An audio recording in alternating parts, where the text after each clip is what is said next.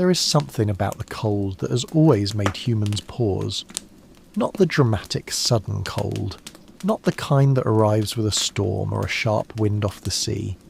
No, the kind of cold worth thinking about is the slow kind, the kind that settles in over weeks, like a grey blanket drawn gradually over the sky. The kind you notice first in the mornings, when the air in the room feels different against your face, and the stone floor is something to be avoided with bare feet. The kind that reminds you, quietly and without urgency, that the world outside has changed. For most of human history, that change meant something entirely different from what it means today. Today, winter is an inconvenience for many people. It is a longer commute, a heating bill, perhaps a cancelled flight. It is something to be managed with the right coat and a good pair of boots. But for the vast majority of people who have ever lived on this earth, winter was not an inconvenience. It was a test. A long, slow, grinding test that determined whether you would still be alive when the green returned to the fields in spring. Take a moment, if you will, and let yourself settle. You might be lying down already, or perhaps you're sitting somewhere quiet. Wherever you are, let your breathing slow just a little. Let the sounds around you become background. And imagine, very gently, that the world outside your window is not the world it is now, but something older, something darker at the edges, something that smells of wood smoke and dried grass and cold stone. If you enjoy this kind of slow, careful storytelling, and if you find yourself drifting comfortably through history on this channel, you might consider subscribing to at Sleep Chrono. There is no urgency in that suggestion. It is simply here, like a quiet candle left burning for you. Now let us return to the cold, because the cold has a very long history, and it is, in its own unhurried way, quite fascinating. Imagine you're standing somewhere in the northern half of Europe. The year is somewhere around 1200, or perhaps 1300. It does not matter very precisely, because the rhythms we're describing stayed remarkably similar for centuries. You're in a village. There are perhaps 40 or 50 households here, clustered together more from practical necessity than from any strong sense of community, though community there is, woven into the daily routines of people who share the same well, the same mill, the same fields that stretch out in long strips beyond the last fence post. It is late November. The harvest has been in for some weeks now. The grain is stored, or most of it is stored depending on how good the harvest was, which is always something of a gamble in this part of the world. The animals that will not be kept through winter have already been slaughtered, their meat salted or smoked, or hung in the cold air of a storage room. This slaughter, which happened in October and November, was one of the great annual events of village life, and it is worth pausing to consider it properly. There is something almost ceremonial about the way animals were prepared for winter in the medieval world, and in many parts of the pre-industrial world generally. It was not a casual thing. Livestock were among the most valuable possessions a peasant family owned, and the decision about which animals to keep and which to slaughter was made with care. Keeping an animal through winter meant feeding it, and feeding it from stores that were already finite. A cow or an ox that worked the fields had some claim on winter shelter and winter food, but a pig kept purely for its meat, or a chicken that had stopped laying, or a sheep whose wool had been shorn. These were candidates for the knife before the snow arrived. And so, in those weeks before winter properly settled in, there was a quiet, practical reckoning with necessity. Smoke rose from every household as meat was preserved. The smell of a salt and wood smoke hung over the village like a soft haze. Children who helped with the work learned, in the most direct way imaginable, that survival required a certain hard-headed accounting of what you had and what you could afford to carry through the dark months. The smell of that preserved meat, the salt and fat and smoke of it, would become one of the defining scents of winter itself. Not pleasant exactly, but familiar, safe, associated in the deepest part of the mind with the knowledge that there would be something to eat. Now the days have grown shorter. You notice this in the most immediate way. The light that falls through the small window of your house arrives later and departs earlier, and what light there is comes at a low angle, pale and thin, without the warmth of summer, or even the mild generosity of autumn. By December, the sun barely climbs above the horizon before beginning its slow retreat. You have perhaps 4 or 5 hours of genuinely useful daylight, and you learn to use them. This compression of the day is not just a practical challenge, it is a psychological one too. And this is something historians have only begun to pay proper attention to in recent decades. The mental and emotional experience of winter in historical societies. Because the winter months were not only cold and hungry and physically dangerous, they were also profoundly dark. Not metaphorically dark, but literally, physically, actually dark, in a way that very few people alive today have ever experienced. Think of the last time you were somewhere genuinely without artificial light. A country road on a cloudy night perhaps, or a room during a power cut. That profound, disorienting blackness. The blackness in which you literally cannot see your hand in front of your face, was the ordinary condition of every night in pre-industrial human history. And in winter, when the night stretched from 4 in the afternoon to 8 in the morning, that darkness was simply the dominant feature of daily life. You might wonder what people did with all that darkness. The honest answer is not very much, at least by our modern standards. You slept more. You slept in ways that we no longer quite understand, in what historians have called a divided sleep, waking somewhere in the middle of the long night to talk quietly, to pray, perhaps to have a small meal, and then sleeping again until morning. This pattern, which seems strange to us now, was so standard that medieval writers simply refer to it as the first sleep and the second sleep, as if it required no explanation at all. You gathered close to whatever source of warmth was available. In many ordinary homes this meant the hearth fire, and it is worth thinking about what that hearth fire actually meant in practical terms. It was the only source of both light and heat in the room. It cooked your food, it dried your wet clothes, it kept the worst of the cold from your sleeping body, and it needed to be fed, constantly, with fuel that had to be gathered, chopped, carried and stored before winter arrived. The preparation of firewood was not a side task in a pre-industrial household. It was a major undertaking, something that took many weeks of sustained effort through the summer and autumn months. A family that had not laid in enough wood before winter was a family in serious trouble, because by December the forests were cold and snow-covered, the branches were wet and heavy, and the cutting and hauling of firewood became vastly more difficult and more dangerous. And so even in summer, even in the warmth of July, the shadow of winter was present. The peasant who looked out at the standing grain was already, in some corner of his mind, counting months, calculating. The harvest, the slaughter, the wood, the preservation of food, all of it was directed toward the same aim, surviving the cold. Let us stay in that house for a moment longer. The walls are thick, not because anyone designed them for insulation in any scientific sense, but because thick walls simply held together better and retained some warmth. The floor is stone or beaten earth, cold always underfoot. The roof is thatch, and through it, at night, you can sometimes see thin gaps of starlight where the bundles have settled unevenly.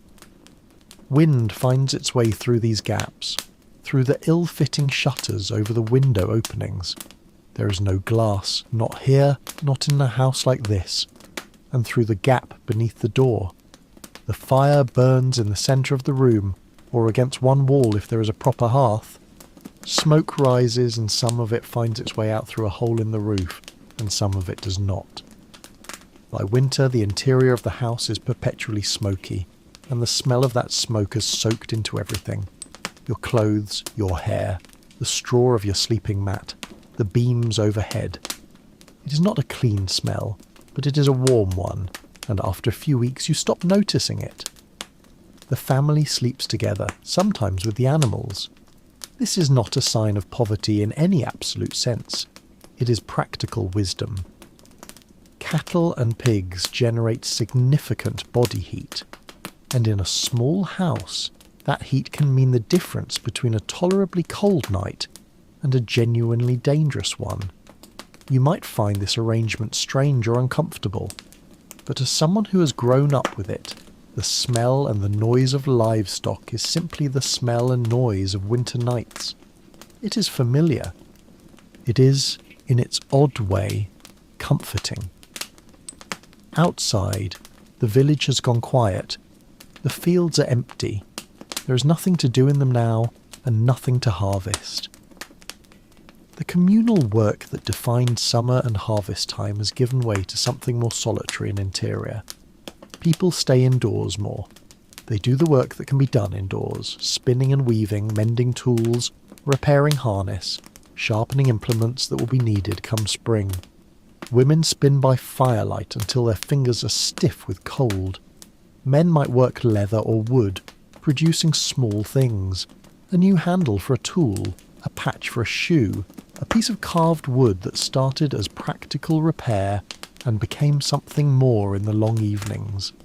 This indoor work of winter is something we tend to overlook when we think about historical labour.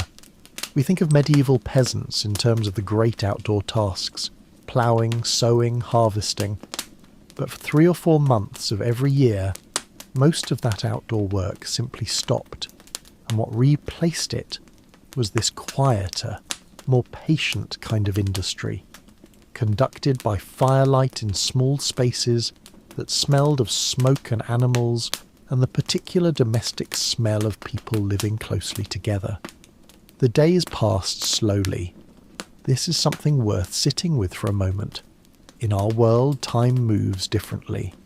There are calendars and clocks and screens, and days that feel identical in their pace to the days around them. But in a medieval village in winter, the days were marked by very particular rhythms. Bells from the church, if the village was close enough to one. The cycle of prayers that structured the day for those living in religious communities. The rise and fall of the fire. The hunger before meals and the drowsiness after them. The darkening of the window in the afternoon that meant another day was nearly done. It is a rhythm that is, in its way, quite soothing to imagine. Not in the sense that it was easy or comfortable. It was neither of those things. But in the sense that it was very slow, very regular, and very close to the basic physical rhythms of the body. You were hungry, and then you ate. You were tired, and then you slept. You were cold, and you moved closer to the fire.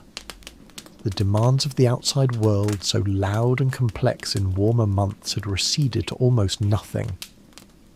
And outside, the cold deepened. In a year, with a bad winter, and there were many such years, the cold could become something altogether more serious than mere discomfort. The temperature might drop far enough that the water in the barrel froze solid overnight.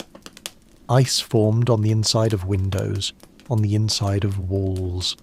The animals, if they were kept in a separate byre, needed constant attention. A cow that stopped eating in deep cold was a cow you might lose, and losing a cow was a catastrophe of the first order. Water was a constant preoccupation. The well might freeze, the stream might freeze, the water that human bodies need, and need more than almost anything else, might suddenly require significant effort to obtain, melting snow or chipping ice with tools that were already cold and heavy in your hands. We should not romanticize any of this. People suffered in winter, in ways both large and small. Children were especially vulnerable. The very young and the very old were at the highest risk of the cold, of the diseases that spread more easily in confined spaces, of the slow malnutrition that came from living on the bottom of the grain stores as February stretched toward March. The months of January, February and March were the most dangerous. The stored food was running low.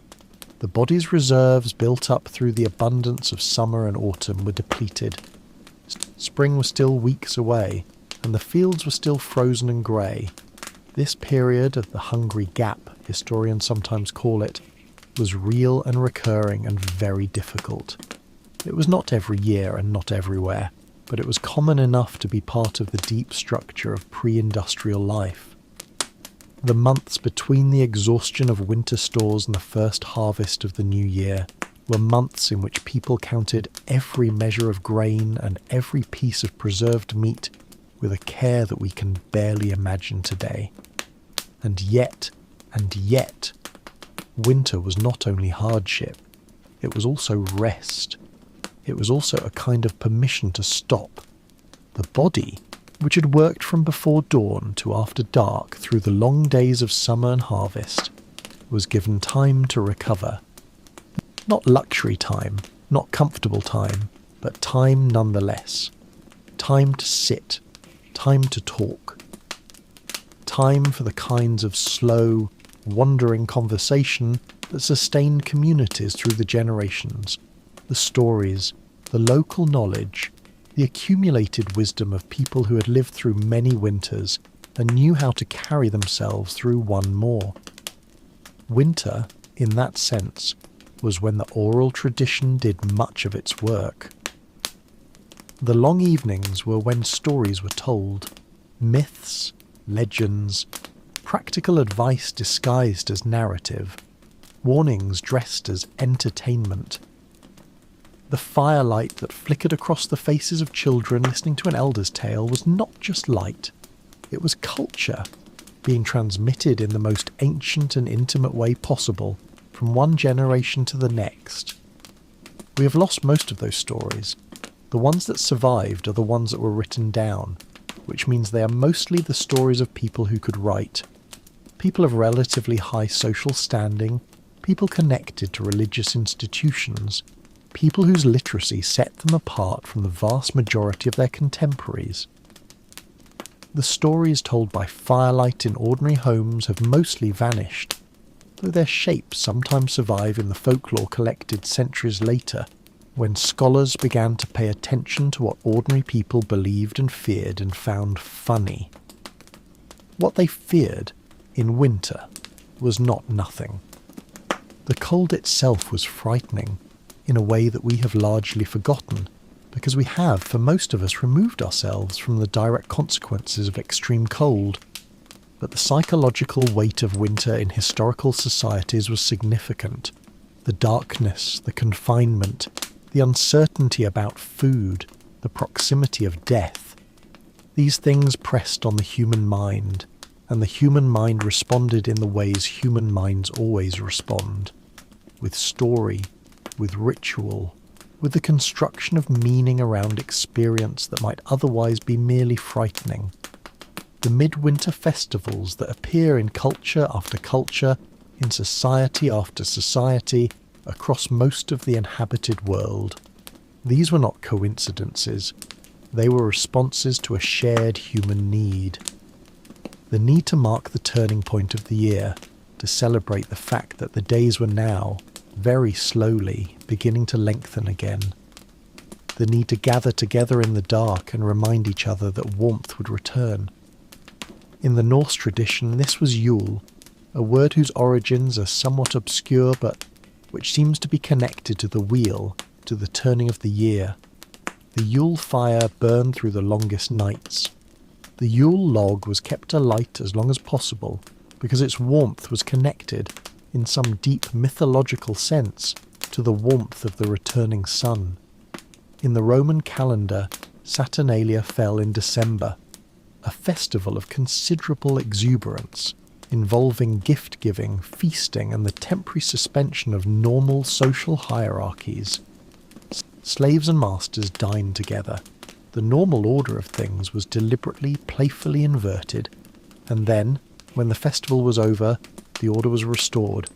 But there was something in that inversion, something in the acknowledgement that normal order was a construction, and not a fixed fact of nature. that seems to have been important and even cathartic. In cultures across Europe and much of Asia, winter brought its particular festivals and rituals, its particular demands for communal gathering and communal celebration. The impulse was the same everywhere, even if the forms differed. People gathered in the cold because gathering was warm. People told stories in the dark because stories made the dark bearable. People feasted in the lean time because feasting reminded them that abundance had existed and would exist again. As we continue drifting through these winter months of long history, let us slow down even further and consider some of the specific ways in which different peoples and different civilizations understood and responded to the particular challenges of the cold season. Because winter was not the same everywhere. The winter of a Viking settlement in Norway was a very different thing from the winter of a Byzantine city in the Mediterranean world, which was a very different thing again from the winter of a nomadic group on the Central Asian steppe, or from the winter of a Chinese farming village in the north of that great country. And yet in each of these places winter demanded attention, demanded preparation, demanded a particular kind of relationship between human beings and their environment. Let us begin with the north, because the north knew winter in its most extreme form, and because the peoples of the north developed some of the most elaborate and interesting cultural responses to winter that we know of. The Norse peoples, the Vikings and their Scandinavian predecessors and contemporaries, lived in some of the coldest and most winter-dominated landscapes in the inhabited world. Norway in particular is a country of dramatic geography. Deep fjords, high mountains, long valleys that trap cold air in winter and fill with snow that can lie for months. The coastline, warmed by the North Atlantic current, is somewhat milder, and this is where most people lived. But even on the coast, winter was a force to be reckoned with. The Norse year was divided in the old reckoning into two main seasons, summer and winter. Not 4 seasons as we typically count them now, but 2. This binary sense of the year, the warm half and the cold half, reflects just how dominant the transition from one to the other was in Norse experience. The precise date of this transition varied somewhat by region and tradition, but winter was generally understood to begin in mid-October, a moment marked in the old calendar as the beginning of the winter nights. And with winter came a whole complex of practical and cultural responses that shaped Norse life from the inside out. Practically, the preparation for winter was strenuous and unceasing. Hay had to be cut and stored in large enough quantities to see the livestock through the cold months. And in Norway, with its short growing season, this was an exacting task. The quality of the hay harvest was a matter of life and death for the animals, and so indirectly for the people who depended on them. Poor hay meant thin, weakened animals come spring, animals that might not survive to work the fields or produce the milk and wool and offspring on which the household's prosperity depended. Fish, that great Norse staple, was preserved in enormous quantities. Dried cod, stockfish, became one of the most important winter foods in the Norse world, and eventually one of the most important trade goods in all of Northern Europe. Stockfish is remarkable stuff. Dried until it is hard as wood, preserved without salt by the action of the winter air, it can last for years if kept dry. Reconstituted in water, it becomes a perfectly nutritious food, dense with protein. It was not, by any account, delicious in the way fresh fish is delicious, but it was sustaining, and it was reliable, and in winter, sustaining and reliable were the qualities you most wanted in a food source. Berries and fungi gathered through the summer were dried or preserved. Some vegetables, turnips and kale among them, hardy plants that could withstand frost, were cultivated specifically for their winter utility. And meat, of course, was preserved in every way available, dried, smoked, salted, rendered into fat that could be used both for cooking and, in extremity, for light. The Norse longhouse, the primary dwelling of most ordinary families, was designed, at least in part, with winter in mind. Long and narrow, built of wood and turf with a central hearth running along most of its length, it was a space that could be shared by family members, servants, and animals in the coldest months. The heat generated by all those bodies, human and animal together, was a significant contribution to the warmth of the space. The thick turf walls provided insulation that wood alone could not. At night, the longhouse was a relatively warm refuge in a very cold world. The fire burned low but continuously. Bodies lay close together under wool and fur. The animals, cattle, horses, sheep, moved softly in their stalls at one end of the building, their breath adding to the moist warmth of the interior. The smell, to be direct about it, was powerful, but it was the smell of life, of bodies that were warm and breathing and present, and in the deep of a Norse winter, that smell was not unpleasant so much as reassuring. Outside, the world was transformed. The landscape that had been green and active through summer, the fields busy with labour, the fjords busy with boats, was now white and still. The fjords might freeze over entirely, which had complex consequences. It made certain overland routes possible, if you could travel on ice, but it disrupted the waterborne transportation that Norse communities depended on for trade and communication. When the fjord was open, a boat could carry you to a neighbouring community in an afternoon. When it was frozen, that same journey might take most of a short winter day by foot, across terrain that was both beautiful and genuinely hazardous. The forests were quieter now, but not entirely quiet. Birds moved through the bare branches, mostly small and brown and easily overlooked. Foxes and wolves left tracks in the snow. Occasionally, and this was not trivial, a bear, roused from its winter sleep by some disturbance, might be encountered in the forest, groggy and confused, and potentially dangerous. The livestock were more vulnerable in winter too, when hungry predators pushed closer to human settlements. The Norse response to winter was not simply endurance, though endurance was certainly required. It was also engagement. The long winters were when much of the storytelling, the poetry making, the philosophical and mythological elaboration that we associate with Norse culture took place.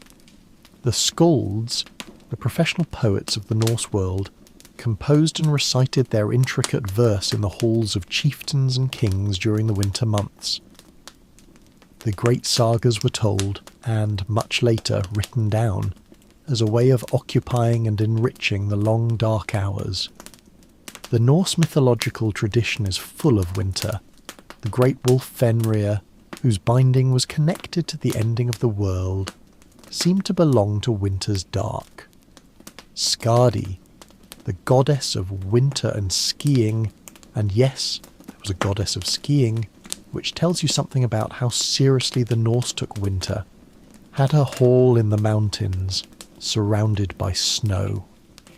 And Ymir, the great primordial frost giant from whose body the world was made, reminded the Norse that cold was not merely an obstacle, but part of the very substance of existence.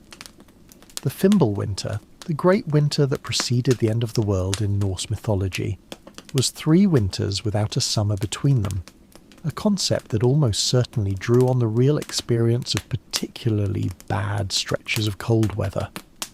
The Viking Age itself spanned a period that climatologists now call the medieval warm period, when temperatures in the northern hemisphere were somewhat higher than the preceding and following centuries. But even in that warm period, bad winters happened, and the memory of worse winters, winters that killed cattle and people and hope, lived in the mythology as a kind of ultimate warning. Let us, as we drift through these thoughts, move somewhere quite different.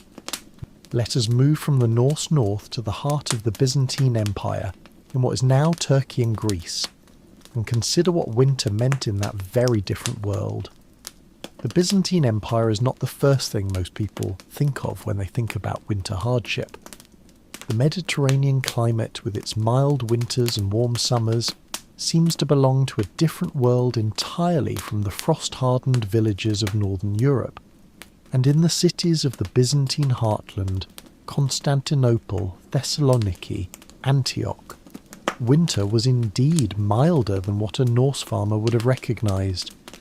But mild is not the same as easy, and the Byzantine world had its own particular relationship with the cold season that is worth exploring.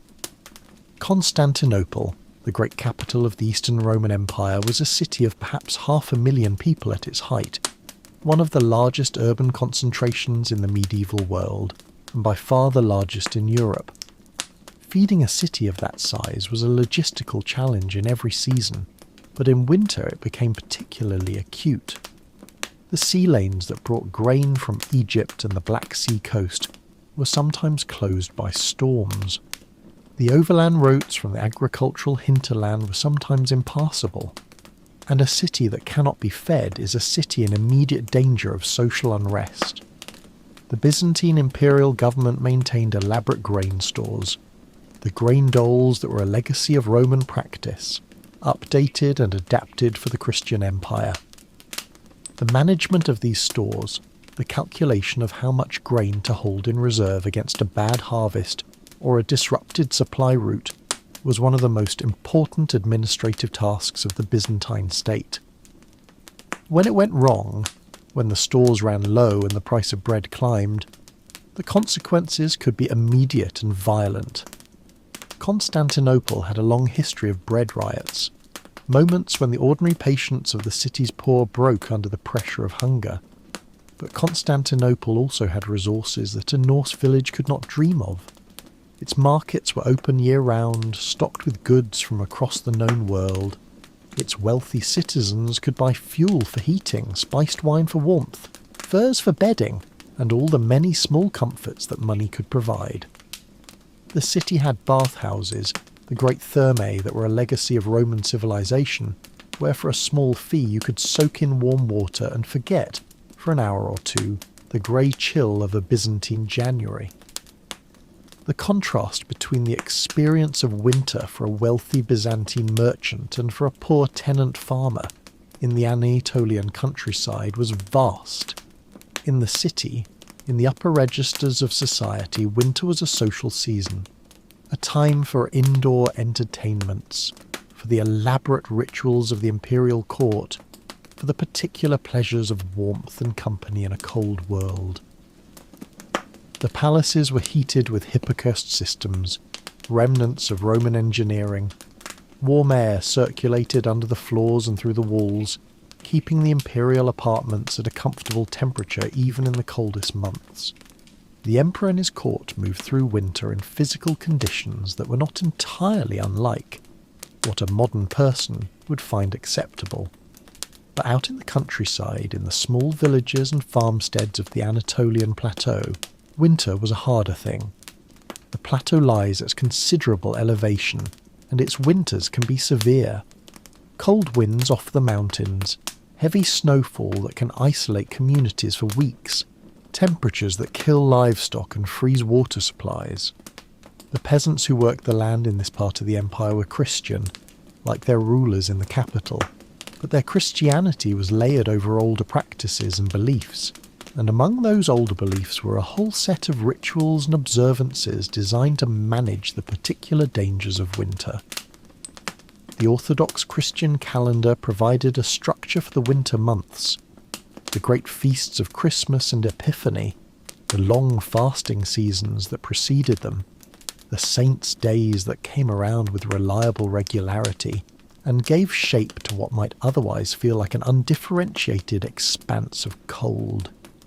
St. Nicholas, whose feast day falls on December 6th, was particularly associated with winter and with the protection of the vulnerable during the cold months, sailors caught in winter storms, children the poor. His reputation as giver of gifts in the darkness of winter would, centuries later, travel to the west and undergo considerable further transformation. But in the Byzantine world, he was already a figure of warmth and generosity in the cold. We might linger here for a moment on the idea of winter saints, because it reflects something interesting about the way pre-modern societies understood their relationship with the natural world. Saints were not abstract theological figures to most ordinary people. They were practical intermediaries, beings of specific competence who could be called upon for specific kinds of help. Saint Blaise was good for throat ailments, which were more common in winter. St. Sebastian was invoked against plague, which moved more freely in the close quarters of winter. St. Bridget, whose feast day fell in early February, was associated with the first stirrings of spring. She was a threshold figure, standing at the moment when winter might just possibly be beginning to relent. This kind of practical, intercessory religion gave people a sense of agency in conditions where they had very little actual control. You could not make the winter warmer. You could not guarantee that the stored food would last. You could not know whether the child who was coughing by the fire would recover or worsen. But you could pray to the appropriate saint. You could observe the prescribed fast. You could make the small offerings and perform the small rituals that connected you to a power larger than your own helplessness. Whether those prayers were answered in any literal sense is not for this narration to judge. What matters, for our purposes, is that they were offered, and that the offering of them was itself a meaningful act, an act that transformed passive fear into active response, that gave structure and purpose to the long waiting of winter. Let us now let our thoughts drift a little further, across the vast spaces of Central Asia, to consider winter in perhaps its most extreme form, the winter of the steppe. The Eurasian steppe is one of the world's great grasslands, stretching in an enormous arc from Hungary in the west to Manchuria in the east, a distance of some 8,000 kilometres. It is a landscape of extraordinary openness, of horizons that seem to go on forever, of skies that dwarf everything beneath them. In summer, the steppe is alive with grass and wildflowers and the movement of enormous herds of animals. In winter, it becomes something altogether different. A frozen, wind-swept plain where temperatures can drop to -40, where blizzards can arrive with almost no warning, where the horizon, still present, still vast, offers no shelter and no relief. The peoples who lived on the steppe, Scythians and Sarmatians in the ancient world, Huns and Avars in the late antique period, and most famously the Mongols in the medieval period, developed a way of life specifically adapted to this environment, and their relationship with winter was shaped by both the demands and the possibilities of the steppe itself. Nomadic pastoralism, the keeping of herds of animals that move with the seasons across large territories, is a strategy for exploiting an environment that cannot support settled agriculture in the same way. The steppe has grass, and the grass can support large numbers of grazing animals, and those animals can support the humans who keep them. But the grass is seasonal, lush in summer, dry and sparse in autumn, buried under snow in winter. And so the animals, and the people who kept them, had to move. The great seasonal migrations of steppe peoples were not wandering in any random sense.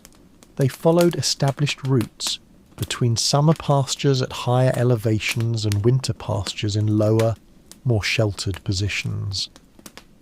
These routes were known in intimate detail, passed down through generations, as real and important as any road in the settled world. The timing of the migration, when to move, where to move, how fast to move, was a matter of deep practical knowledge and considerable art. Winter pastures were chosen for their ability to provide some protection from the worst weather and some access to grazing even under snow. Horses, remarkably, can paw through moderate snow cover to reach the grass beneath, a behaviour called cratering that was enormously valuable to steppe peoples.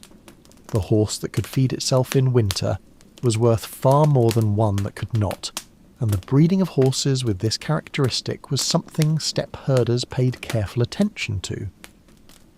The Mongol winter, in particular, is worth considering in some detail, because the Mongols were the people who perhaps most dramatically demonstrated, to the settled world's considerable shock, that winter on the steppe was not only survivable but could be turned into a military and strategic advantage. The Mongols under Genghis Khan and his successors conducted some of their most successful military campaigns in winter, a fact that repeatedly surprised and dismayed their enemies. Settled populations typically expected nomadic raiders to stay home in winter, the assumption being that the cold would keep them where they were. But the Mongols had a different relationship with winter. They knew how to move in cold that stopped others in their tracks. Their horses were hardy animals, accustomed to extreme cold, capable of finding food under snow. Their warriors wore layered clothing, silk closest to the skin, to prevent arrow wounds from driving fabric into the flesh, and then wool and leather and fur over that kept them functional at temperatures that would incapacitate soldiers in heavier, less flexible armour. In 1237, the Mongol armies swept into the northeastern principalities of what is now Russia in the depth of winter. This was deliberate. The frozen rivers, which in summer would have been significant obstacles, were in winter simply roads, hard, smooth surfaces on which horses could travel quickly. The Mongol commanders had grasped something that their Russian enemies had not quite appreciated, that the river systems of Russia, which normally complicated movement, became a network of highways in winter. The forces of the Mongol Khan moved along these frozen rivers with remarkable speed, appearing before cities that had not expected attack because they had assumed the season was their protection. The principalities fell one by one. The city of Vladimir fell in February 1238. The city of Moscow, then a small and not particularly significant settlement, was taken and burned in January of the same year. The speed of movement, the willingness to operate in conditions that Russian forces found extremely difficult, gave the Mongols an advantage that was entirely characteristic of the steppe tradition. Winter was not the enemy for the Mongols. Winter was a tool. This is perhaps one of the most interesting reframings that a study of winter in history can offer. For settled peoples, winter was overwhelmingly something to be endured and survived. For nomadic peoples of the steppe, it was something different. A condition that could be worked with, that had its own opportunities and advantages if you knew how to find them. The frozen rivers, the hardened ground that in summer might be muddy and impassable, the very cold that weakened enemies who had not prepared. All of these were aspects of winter that could be turned to use, given the right knowledge and the right equipment and the right willingness to move through the cold rather than retreating from it. And there is something in that shift of perspective that is quietly quite profound. The relationship between humans and winter has always been, at its core, a relationship between vulnerability and adaptation. The cold is indifferent to human suffering. It kills without malice and without preference. But human beings are not indifferent, and they are not static. Every winter that was survived, every strategy that worked, every piece of knowledge about how to stay warm and fed and alive through the dark months, all of this was accumulated, refined, and passed on. The result, over many generations, was a kind of collective expertise in surviving the cold that was one of the great achievements of human cultural evolution.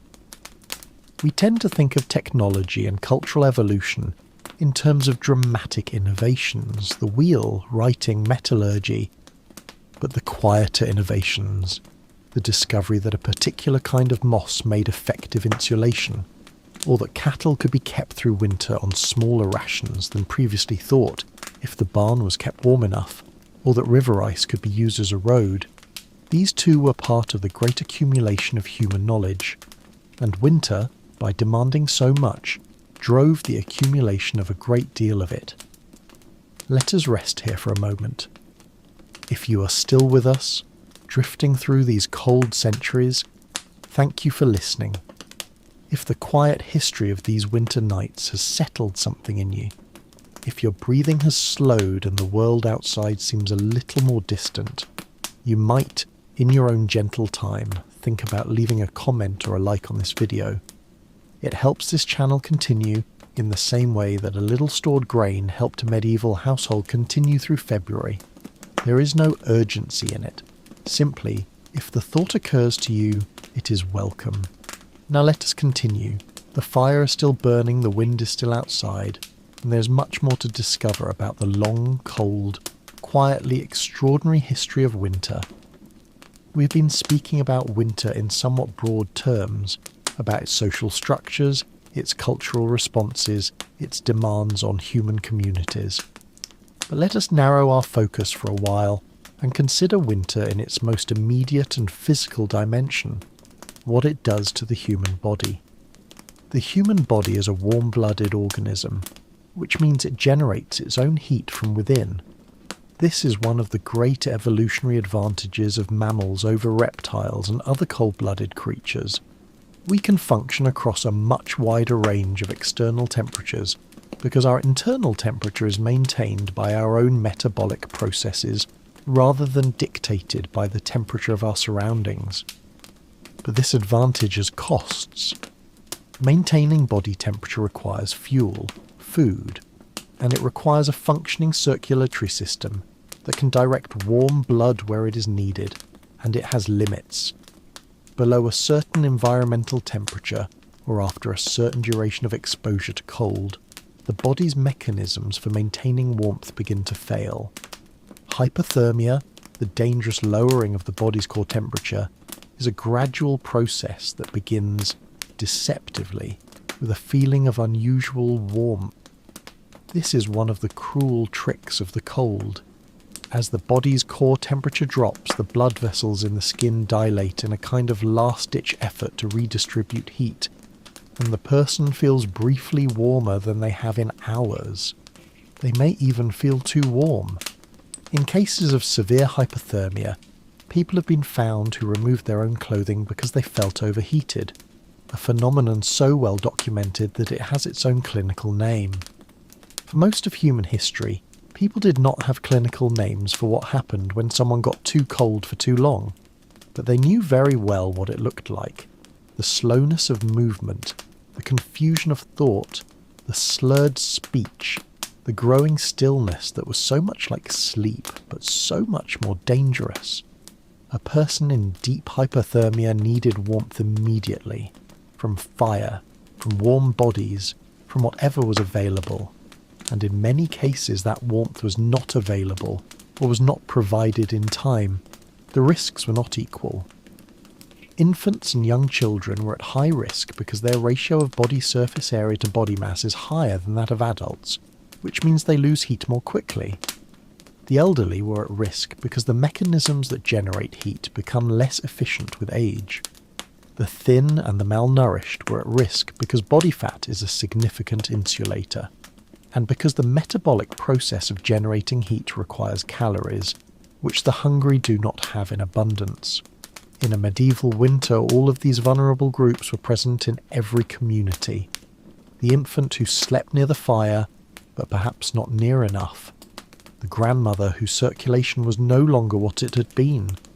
The labourer who had been thin all autumn because the harvest had not been good enough.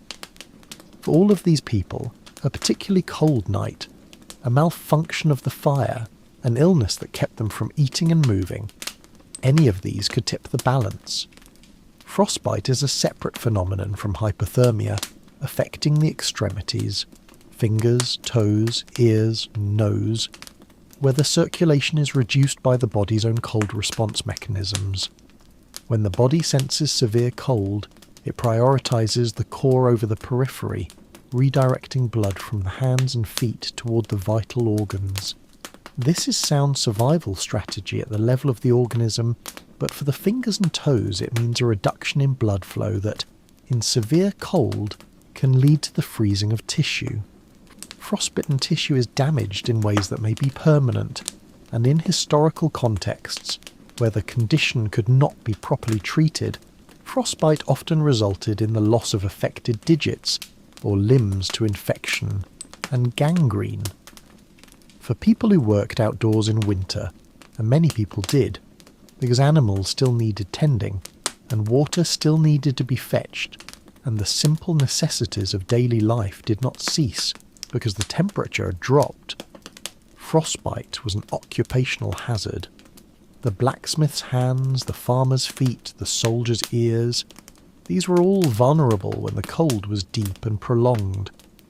Historical records and skeletal remains from archaeological excavations give us evidence of significant rates of frostbite injury in populations that lived in cold climates, and the consequences: reduced manual dexterity, chronic pain, the loss of toes that made walking painful and difficult, rippled through people's lives for years after a single episode of serious cold exposure.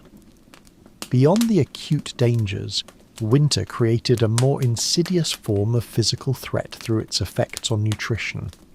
The preserved foods of winter, salted meat, dried fish, hard bread, stored roots and turnips, were calorie-dense in some respect but nutritionally incomplete.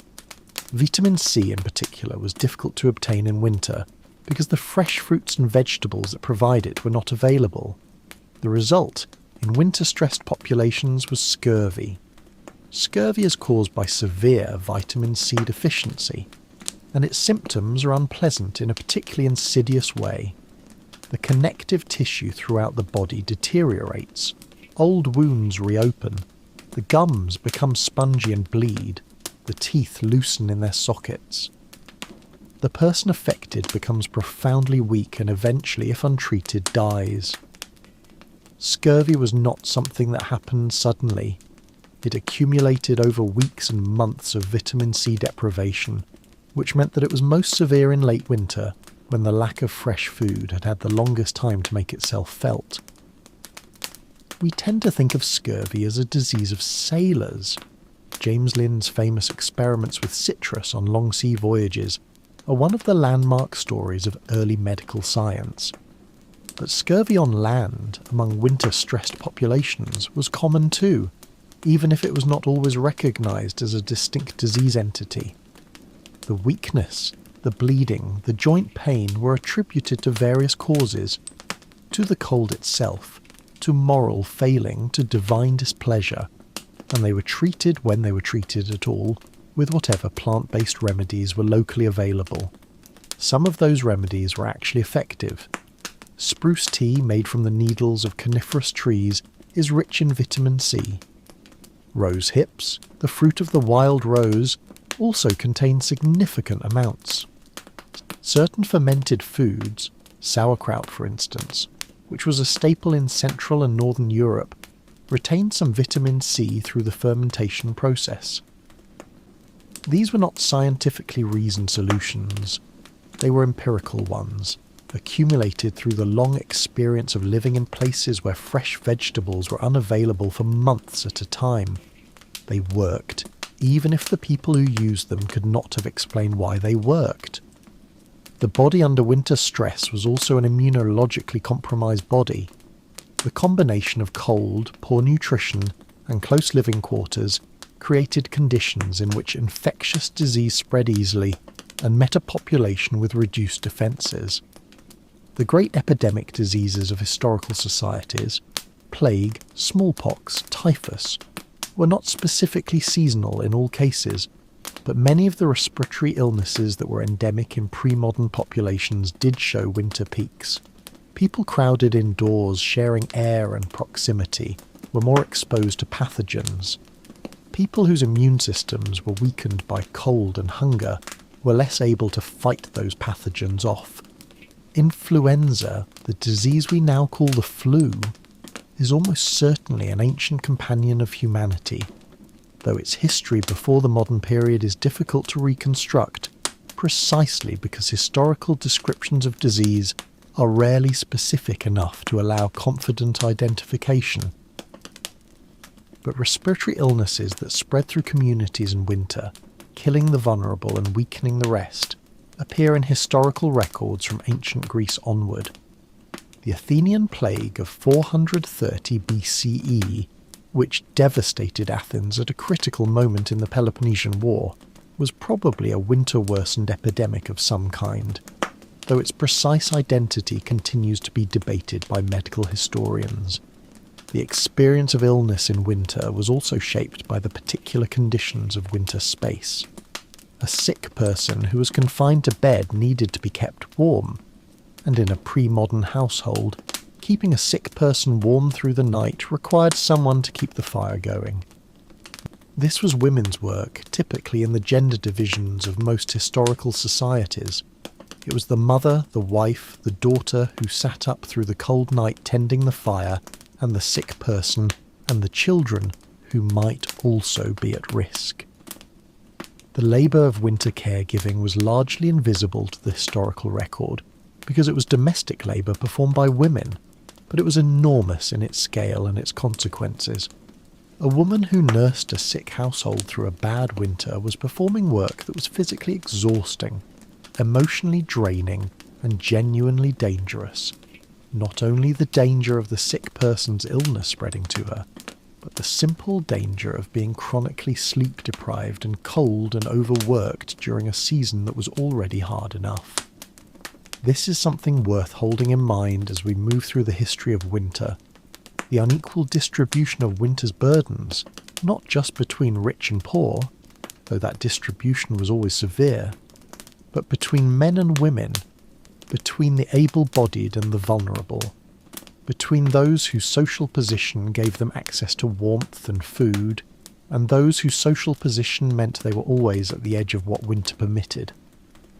The peasant who ploughed in spring was visible.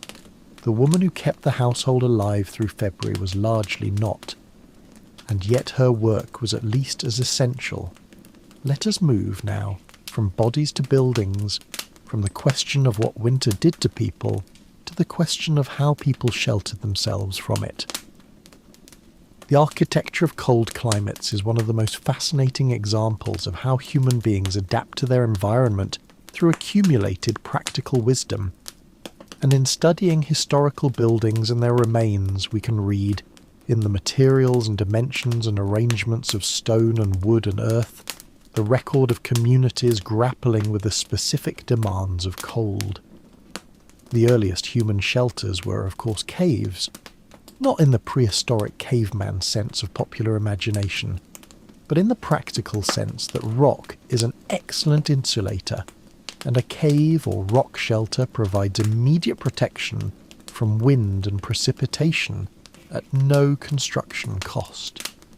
Archaeological evidence from sites across northern Europe and Asia shows that caves were used for winter habitation well into historical periods, particularly in mountainous regions where they were plentiful and other building materials were scarce.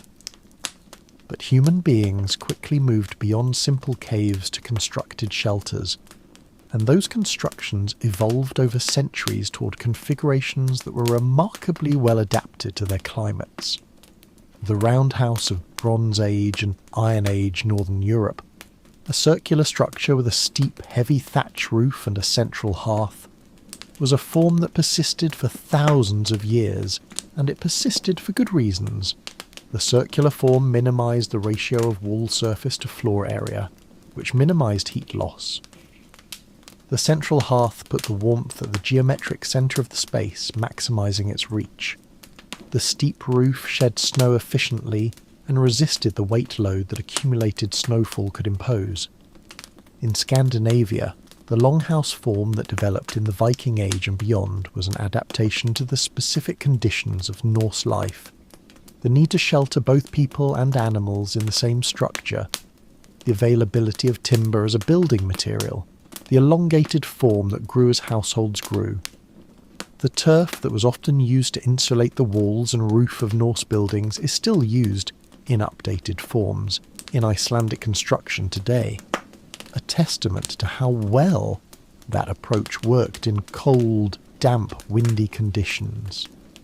The igloo of the Arctic peoples, perhaps the most dramatic example of cold climate architectural ingenuity, deserves particular attention because it demonstrates so elegantly how a completely different material and a completely different cultural tradition arrived at solutions that are, in their own way, just as sophisticated as anything produced by settled agricultural societies. The igloo is built from blocks of compacted snow, cut and arranged in a spiral that rises to a dome with a tunnel entrance that traps air and prevents direct wind penetration. The interior temperature of a well-constructed igloo, warmed by the bodies of its inhabitants and a small lamp burning seal fat, can rise to temperatures around freezing or even above, even when the outside temperature is many tens of degrees below zero. The snow itself provides insulation, because snow is full of air pockets, and trapped air is a very effective insulator. The Inuit and other Arctic peoples did not arrive at the igloo by accident or by simple trial and error in a single generation. It was a form refined over thousands of years of accumulated experience, with a precise understanding of which types of snow were suitable for cutting, how to judge the compaction and temperature of snow blocks, how to orient the entrance tunnel in relation to prevailing winds, and how to manage the small ventilation hole at the top that prevented the build-up of carbon monoxide from the lamp. This was engineering in the fullest sense of the word. Systematic, refined, tested against the most demanding possible conditions. In East Asia, the traditional heated floor systems of Korea and China, the Ondol in Korea and the Kang in northern China, represent yet another approach to the problem of winter warmth, one that is remarkably efficient in its use of fuel. Both systems involve passing the exhaust gases from a cooking fire through channels beneath the floor, so that the floor itself becomes a radiant heat source. The person who sleeps on a heated Ondol floor is warmed from below, which is exactly the direction from which warmth is most efficiently absorbed by a resting body. The system is so effective that it has survived in updated forms into the present day, and the radiant floor heating that is fashionable in contemporary homes is a direct descendant of this ancient East Asian innovation. The Roman Hippocos system that heated Byzantine palaces, which we mentioned briefly earlier, worked on the same principle, though through a different mechanical arrangement. Hollow spaces beneath the floor allowed hot gases from a furnace to circulate, warming the floor and the room above. The Romans applied this technology to their bathhouses, which were simultaneously centres of hygiene, social life, and winter survival. The baths of Caracalla in Rome, built in the 3rd century CE, could accommodate perhaps 1,600 bathers at a time, and the complex included heated rooms, the caldarium, the tepidarium, that provided warmth during cold months. The Roman willingness to invest in public heating infrastructure reflects both their engineering sophistication and a social value system that treated accessible warmth as a legitimate public good. The collapse of the Western Roman Empire in the 5th century was, among many other things, a collapse of that infrastructure. The aqueducts that supplied the bathhouses with water, the slave labour that maintained the Hippocaust fires, the administrative capacity that kept the whole system functioning. All of this gradually unravelled over the course of the late antique period, and with it went a significant portion of the heating technology that Roman citizens had enjoyed. The people of post-Roman Europe reverted in many places to simpler and less effective methods of keeping warm, and the darkness and cold of the early medieval period was in part a darkness and cold of technological regression. This is one of the more sobering lessons of winter history. Progress in the management of cold has not been linear. There have been periods of significant advance and periods of retreat. The Roman world of the 2nd century offered heating technology and hot bathing and warm public spaces that would not be matched in much of Europe until many centuries later. And when that technology was lost, people suffered for its absence in ways that were real and physical and measurable. We have touched on food several times already, but it deserves its own extended consideration. because the relationship between winter and food in historical societies was so central, so all-consuming, so mathematically precise, and so humanly consequential. The fundamental challenge was simple. In most of the inhabited world, the growing season was limited. Food could be produced only during the warmer months, but people needed to eat through all 12 months of the year, including the months when nothing could grow. The solution, the only possible solution, was storage. Food produced during the growing season had to be preserved and stored in sufficient quantities to last until the next growing season began. This sounds straightforward, but in practice it was an enormously complex logistical challenge, and getting it wrong, misjudging the quantity needed, failing to preserve it correctly, losing it to pests or mould or theft, had immediate and terrible consequences. Let us think about this in concrete terms. A medieval peasant household might consist of 5 or 6 people. Each person requires, at a minimum, something in the range of 2,000 calories per day to function. More if they're doing physical labour, which they were. Over a winter of 5 months, this family would need something like 1.5 million calories of stored food, not counting what they might be able to supplement from other sources. The primary stored food was typically grain, wheat or rye or barley, depending on the region and the soil, and a pound of grain contains roughly 1,500 to 2,000 calories. So we are talking about something in the range of 700 to 1,000 pounds of grain, minimum, to see this family through winter. That is a lot of grain. Growing it, harvesting it, threshing it, storing it, protecting it from the rats and mice and weevils that also found it attractive. All of this required sustained labour and significant investment of energy. And this is before we consider the other foods that supplemented the grain: the preserved meat, the dried legumes, the stored root vegetables, the fermented or pickled things that added variety and some nutrition to the diet. The grain stores of a medieval household were typically kept in a dry, cool storage area, a cellar, a loft, a purpose-built granary if the household was prosperous enough to have one. The grain was vulnerable to moisture, which caused mould, and to warmth, which encouraged the germination of the grain itself and reduced its caloric value. It was vulnerable to rodents, which could consume or contaminate enormous quantities in a short time. And it was vulnerable to theft, from human beings whose own stores had run out, and whose desperation overcame their reluctance to take what was not theirs. The management of grain stores through winter was therefore not a passive activity.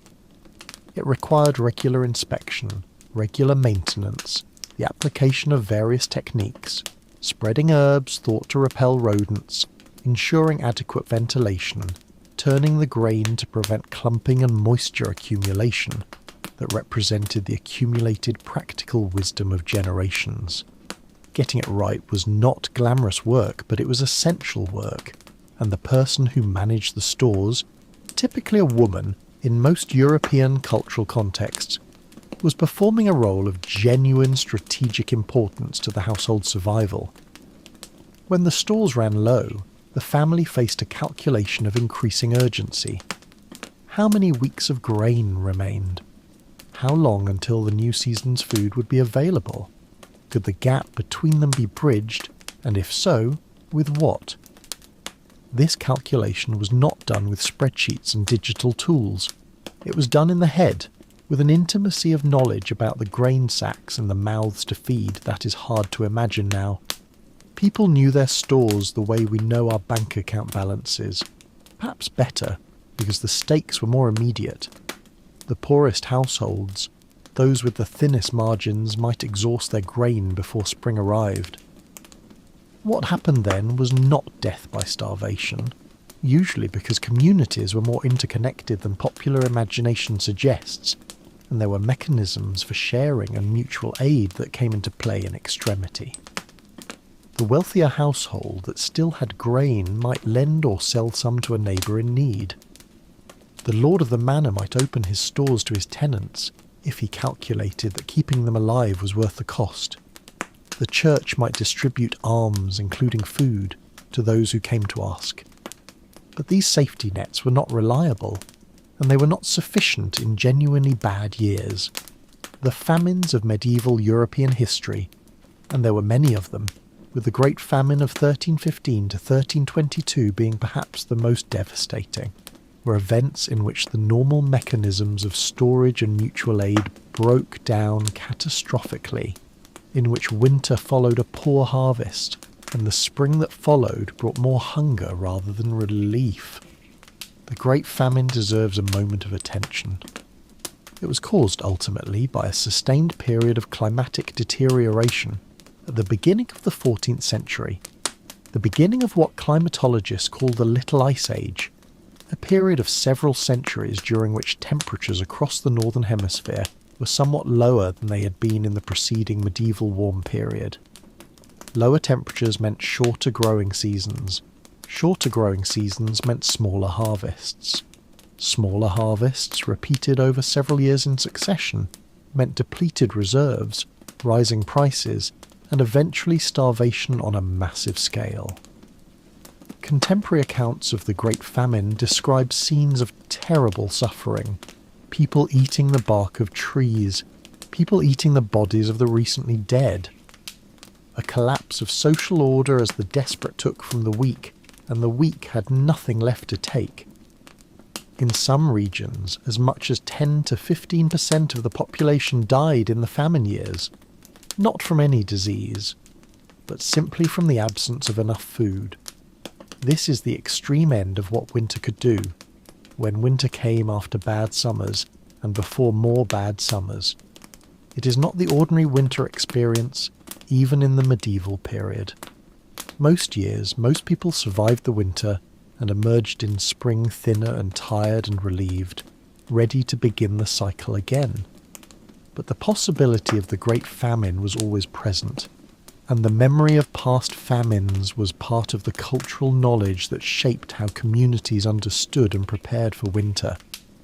The anxiety about food that runs through so much of medieval culture, the symbolism of bread, the theological importance of fasting, the complex social significance of the communal meal, all of this was rooted in part in the lived experience of a world where food was not always available, where winter imposed a hard limit on what the earth could provide, and where the management of that limit was the central practical challenge of human life. Let us move our thoughts now from the domestic to the martial, from the hearth to the field, or rather, to the frozen field, the snow-covered road, the ice-bound river. Because winter had as much influence on the course of military history as it did on the course of domestic life, and the interactions between armies and winter weather produced some of the most dramatic and consequential events in the historical record.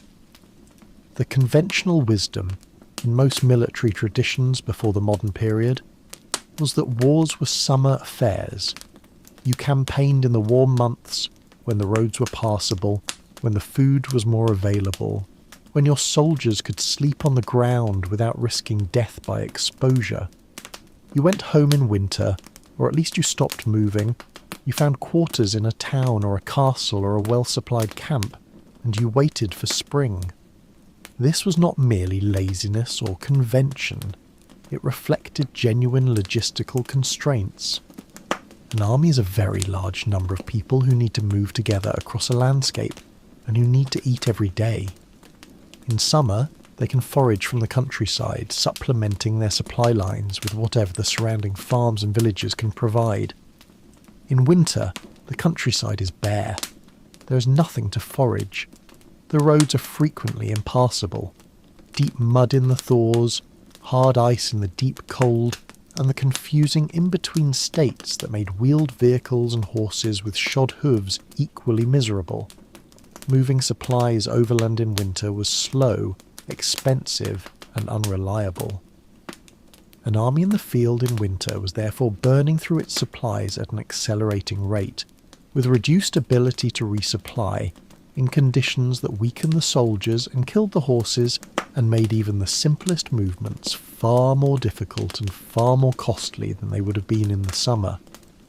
And yet wars happened in winter, sometimes by accident, campaigns that began in summer and dragged into autumn and then could not be extracted from winter's grip.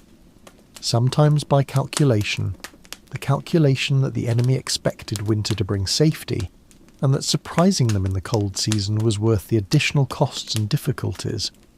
Napoleon's retreat from Moscow is perhaps the most famous example of winter warfare gone catastrophically wrong. But before we reach Napoleon, let us consider an earlier, and in some ways even more instructive example, the Swedish invasion of Russia in the winter of 1708 to 1709 under King Charles XII. Charles XII was one of the most extraordinary military commanders of his era, a king who led from the front, who lived and slept and ate with his soldiers, who seemed genuinely contemptuous of physical danger in a way that his contemporaries found both inspiring and alarming. His campaigns against the powers that had arrayed themselves against Sweden, Denmark, Poland, Saxony and Russia had been a series of remarkable successes that had made him the most feared military figure in Europe. But when he turned his full attention to Russia and to Tsar Peter the Great, he encountered both an adversary of formidable ability and a winter of extraordinary severity. The winter of 1708 to 1709 was one of the coldest on record in European Russia, part of a broader climatic event that produced extreme cold across much of the continent, freezing the lagoon of Venice, killing olive trees in Italy, and making the Russian winter more terrible than usual even by Russian standards. Charles moved his army deep into Ukraine rather than proceeding directly on Moscow, in part because a pro-Swedish hetman of the Cossacks had offered alliance and supplies, but the supplies did not materialize as promised, and the winter arrived with terrible force while the Swedish army was still in the field without adequate shelter or food. Soldiers froze, horses died, frostbite claimed thousands of fingers and toes. The army that had seemed invincible in summer became, in the depths of that winter, a suffering, diminished force, and when the decisive battle came at Poltava, in the summer of 1709, Sweden lost catastrophically, and its period of great power effectively ended. The lesson seemed clear. Russia was not conquerable in winter. The Russian winter was itself a military force, an ally of the defenders that required no pay and took no orders. This lesson was not learned permanently. A century later, Napoleon Bonaparte led an army of nearly 500,000 men into Russia in the summer of 1812. The campaign began with early successes but failed to achieve the decisive victory that would have ended the war quickly. The Russians retreated, drawing Napoleon deeper and deeper into their country, burning Moscow rather than surrendering it, refusing to negotiate. And then autumn arrived, and then winter, and the Grande Armée, already weakened, already stretched beyond its supply lines, began the long retreat west in conditions that became increasingly deadly.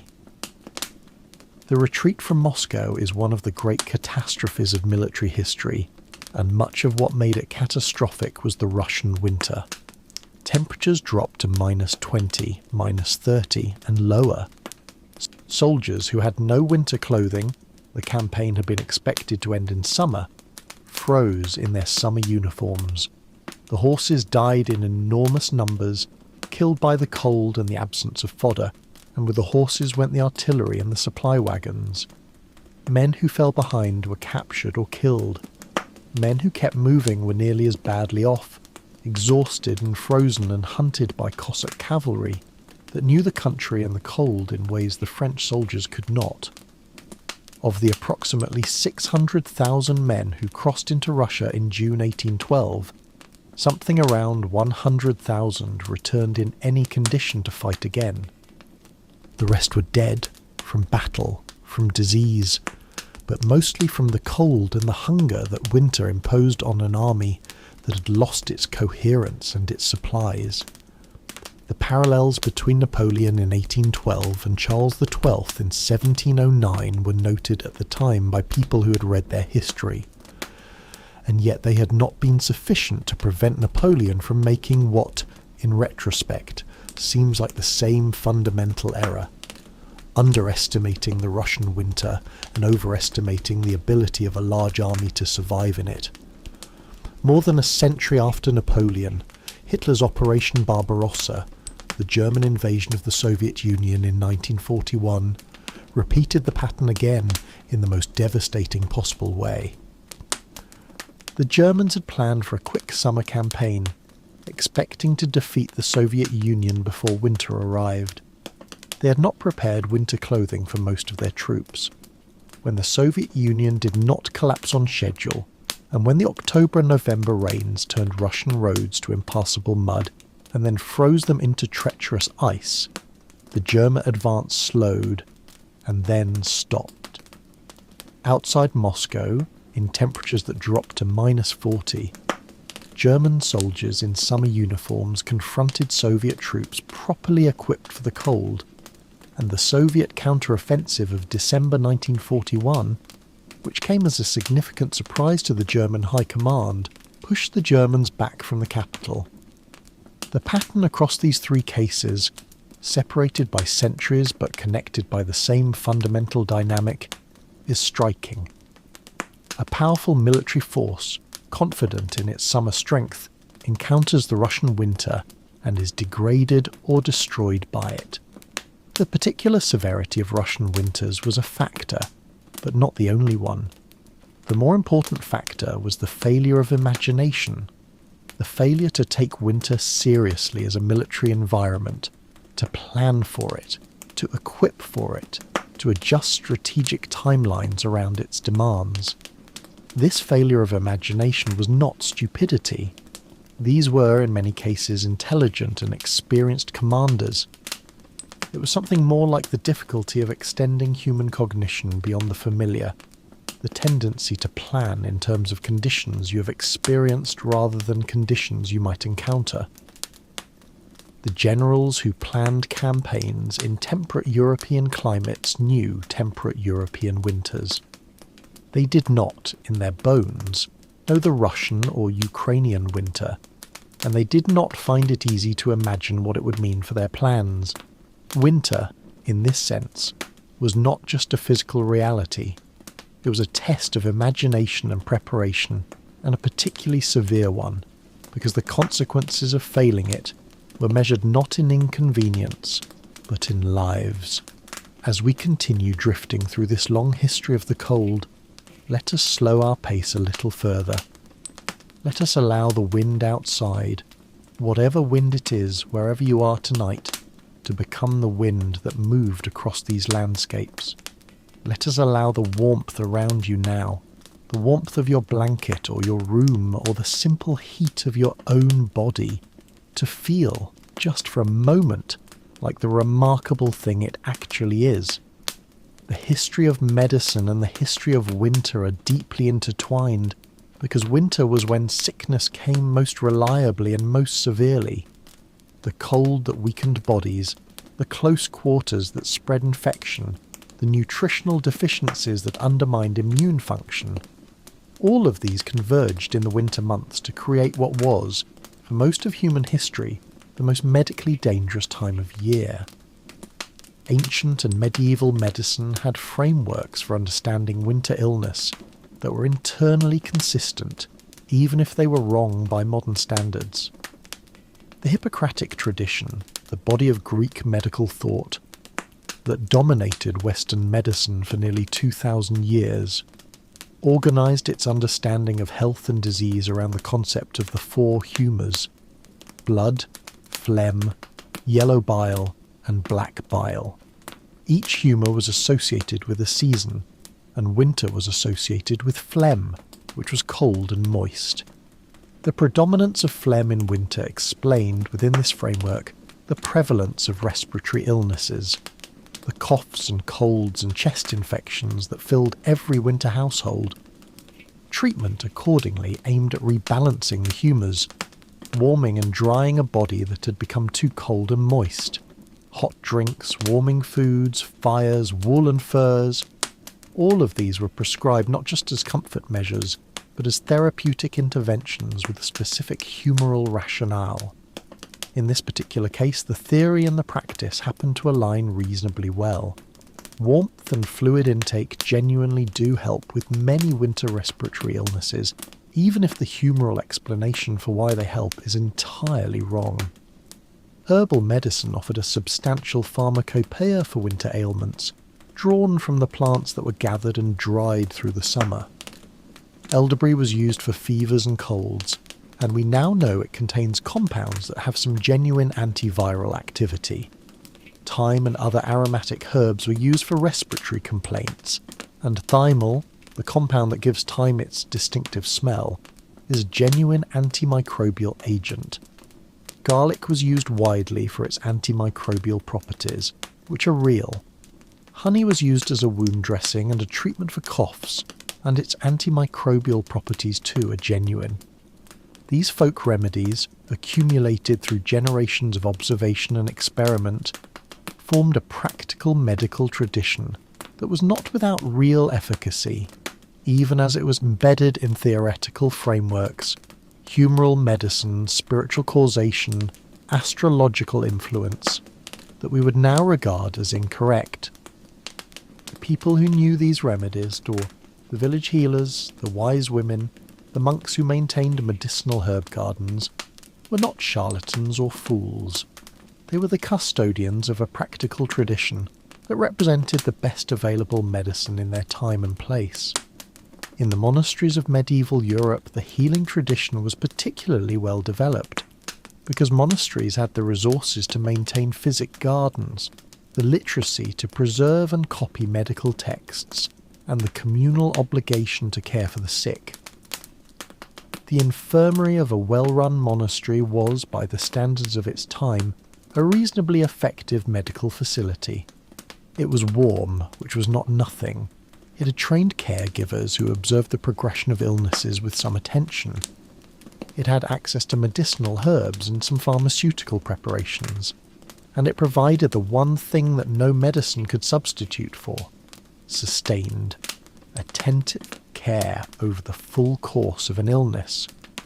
The care of the sick was itself understood in Christian medical tradition as a spiritual act. Caring for the body of a suffering person was caring for the body of Christ, in a theological framework that gave medical work a dignity and an urgency that it might not otherwise have had. This was not merely theoretical. It motivated generations of monks and nuns and lay religious to engage in the difficult and sometimes dangerous work of nursing the sick through winter illnesses at real personal risk. Outside the monasteries, the practice of medicine in winter was more improvised. In towns of any size, there might be a physician, trained, after the 11th century, in the new universities that were developing across Europe, in a tradition that drew on Greek, Arabic and Jewish medical learning. But the physician's fees were beyond the reach of most ordinary people, and the physician's ability to cure most acute illnesses was, if we are being honest, quite limited in any case. The most valuable medical resource available to most sick people in winter was the knowledge of their community. The neighbour who knew which herbs helped which ailments, the midwife who had seen many winter illnesses and knew which ones passed and which ones worsened, the common-sense care of family members who had nursed the sick before and would nurse them again. Quarantine, the isolation of the sick to prevent the spread of disease to the healthy, was practiced in various forms long before the germ theory of disease provided a scientific rationale for it. The instinct that proximity to the sick could cause sickness was deeply embedded in popular culture, even if the mechanism was not understood. The biblical tradition of separating lepers from healthy communities provided a scriptural framework for quarantine that was applied with varying degrees of rigour and effectiveness to other diseases as well. During outbreaks of plague, which, as we will discuss shortly, had a complex and not entirely straightforward seasonal pattern. The isolation of the sick was attempted again with varying success. The great epidemic disease of medieval Europe, the Black Death of 1347 to 1353, and its subsequent recurrences, is often associated in popular imagination with summer, partly because the classic bubonic plague form of the disease reaches its peak mortality during the warm months when the fleas that carry it are most active. But pneumonic plague, transmitted directly from person to person through respiratory droplets, is actually more dangerous in cold weather, when people are crowded indoors and when the cold air helps the pathogen survive outside the body. The winter outbreaks of pneumonic plague in medieval cities were devastating in ways that combined the disease's lethality with the particular vulnerabilities of winter living.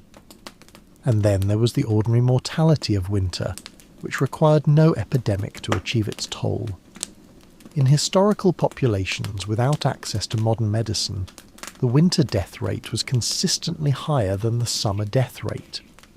Infants died at the highest rates, particularly in the first weeks of life, when the cold could overwhelm a newborn's limited thermal regulation. The elderly died of combinations of cold, malnutrition, and the respiratory infections that carried off so many. The middle-aged and young adults died less often, but not rarely. A chest infection that a modern person would treat with antibiotics and recover from in a week could, without those antibiotics, drag on into pneumonia and then death. The churchyards of European villages record this mortality in their registers, the oldest of which date to the 16th century when systematic parish registration began in many countries. The pattern is consistent. The highest burial rates fall in the winter and early spring months. January, February, March are the deadly months. April begins to improve. By May, the curve has turned and the summer months show the lowest mortality until they too spike, in some years, with the particular summer diseases that killed children. This pattern was not invisible to the people who lived through it. They knew that winter was the dangerous time. They knew that the elderly who survived the winter would likely survive for another year. They knew that a sick child in December was a child to be watched very carefully.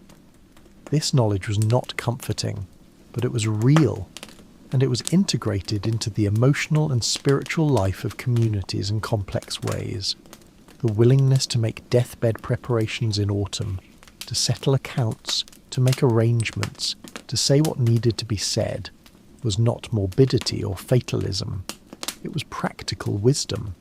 You prepared for the possibility of winter death the same way you prepared the grain stores and the firewood, because winter was coming and it was better to be ready. We have been moving, quite slowly and quite pleasantly, through winter in various guises and various places. Let us continue in that spirit and allow ourselves to drift across the map a little further, to find winter in places we might not have thought to look for it, and in places where its presence shaped human life and culture in ways that are, in their own calm way, endlessly interesting. Winter in ancient Egypt. Egypt is not a country one typically associates with cold or winter. The image of Egypt in the popular imagination, the golden desert, the blinding sun, the palm-fringed Nile, belongs entirely to summer. And it is true that Egypt's winters are mild by northern European standards.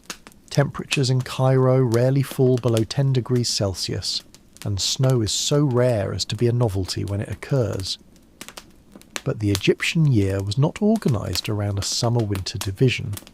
It was organised around the flooding of the Nile, which created 3 seasons: the flood season, Akhet, the growing season, Pere, and the harvest season, Shemu. These seasons did not correspond neatly to the northern European calendar, and the concept of winter as a cold and dangerous period simply did not have the same resonance in Egyptian culture as it did further north. And yet Egypt was not without its seasonal challenges. The cooler months brought their own particular conditions. The north wind that blew across the delta could be unpleasant, particularly at night, and the Egyptians who could afford them wore linen shawls and cloaks in the cooler months. The desert, which had searing summer days, could have genuinely cold nights in winter, and the Bedouin and pastoral peoples who lived at the desert's edge knew well the danger of exposure in cold desert nights. For the bulk of the agricultural population, the people who grew the grain that fed Egypt and eventually much of the ancient world, the cooler season was actually the most comfortable time for labour. The heavy field work, the digging of irrigation channels, the maintenance of the elaborate hydraulic infrastructure on which Egyptian agriculture depended, all of this was easier to do in cooler weather than in the brutal heat of summer. The Egyptians who built the pyramids worked during the flood season, when the Nile's waters facilitated the transport of stone, but also during the cooler months when the physical labour of moving and placing enormous blocks of limestone was somewhat less likely to kill you. The medical papyri of ancient Egypt show awareness of seasonal health patterns. Certain illnesses were associated with certain seasons, and treatments were adjusted accordingly. The Ebers Papyrus, one of the oldest surviving medical documents, from around 1550 BCE, includes prescriptions for conditions that sound like winter respiratory illnesses, mixed with conditions that seem to be summer heat-related. Egyptian medicine was already, by that early date, a sophisticated tradition that paid attention to seasonal variation in health and disease. What Egypt's mild winters meant ultimately was that the margin for error was somewhat larger than it was in Northern Europe. You could afford to be a little less perfectly prepared, because the cold that came would not kill you quite as easily. But the other dimensions of seasonal scarcity, the fluctuations of the Nile flood, the consequent variations in crop yield, created their own version of the winter anxiety that Northern Europeans experienced in their cold months. In Egypt, a bad flood was the equivalent of a bad winter. It set in motion a chain of consequences that cascaded through the entire agricultural cycle, threatening exactly the kind of food shortage that, in its worst manifestations, brought suffering and death. The famous 7 lean years of the biblical Joseph story, in which Joseph interprets Pharaoh's dream of 7 fat cows and 7 thin cows as a prophecy of 7 years of abundance followed by 7 years of famine, reflects a real pattern in Nile flood variability. The story of Joseph's grain storage and distribution during the lean years is, among other things, a story about the management of seasonal and annual food scarcity, the same fundamental challenge that occupied the medieval European peasant filling his grain sacks in autumn, scaled up to the level of empire. Winter in China, the long northern cold China, is a country of extraordinary geographical diversity, and its experience of winter ranges from the essentially tropical winters of the far south to the severe continental cold of Manchuria and Inner Mongolia, where temperatures regularly drop to levels that would have been familiar to any Viking or Mongol. The China that produced most of the classical culture, philosophy, and historical record we are familiar with is the China of the Yellow River Valley and the Eastern Plains, a region with a temperate continental climate, hot summers and cold winters, subject to the irregular but powerful dynamics of the East Asian monsoon. This is a climate in which winter was genuinely cold and genuinely dangerous, though not quite as extreme as the steppes to the north. Chinese classical medicine, the tradition we know as traditional Chinese medicine, had an elaborate understanding of seasonal health and illness that in some ways parallels the Hippocratic humoral tradition, though it developed independently and in different conceptual terms. The 5-element system that underlies much of Chinese medical thinking associates winter with water, with the kidneys and the bladder, with cold and with stillness. The appropriate approach to winter in this framework was to conserve rather than to expend, to sleep more, to eat warming foods, to reduce activity, to draw inward in the way that a seed draws inward during its period of dormancy in cold soil. This is, in its way, quite sensible advice. The instinct to rest more in winter, to eat calorie-dense warming foods, to reduce exposure to cold and preserve body heat. All of these are sound strategies for winter survival, even if the theoretical framework behind them is different from modern physiology. Chinese agriculture in the northern regions was subject to the same fundamental winter challenge as European agriculture: the need to produce and store enough food during the growing season to sustain the population through the cold months. The crops were different, millet and wheat rather than the rye and oats of northern Europe, and the agricultural technology was different, but the underlying arithmetic of survival was the same.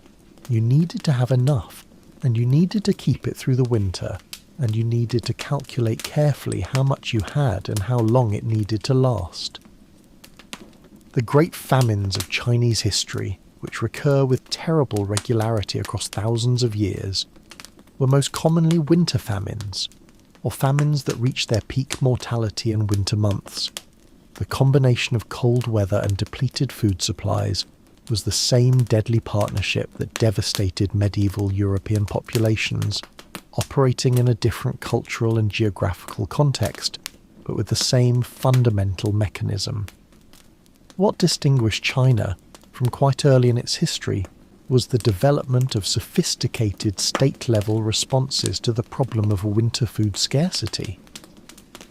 The granary system of imperial China, the elaborate network of state-run grain stores that existed to buffer against poor harvests and seasonal scarcity, was one of the most impressive administrative achievements of any pre-industrial civilization. At its best, it worked.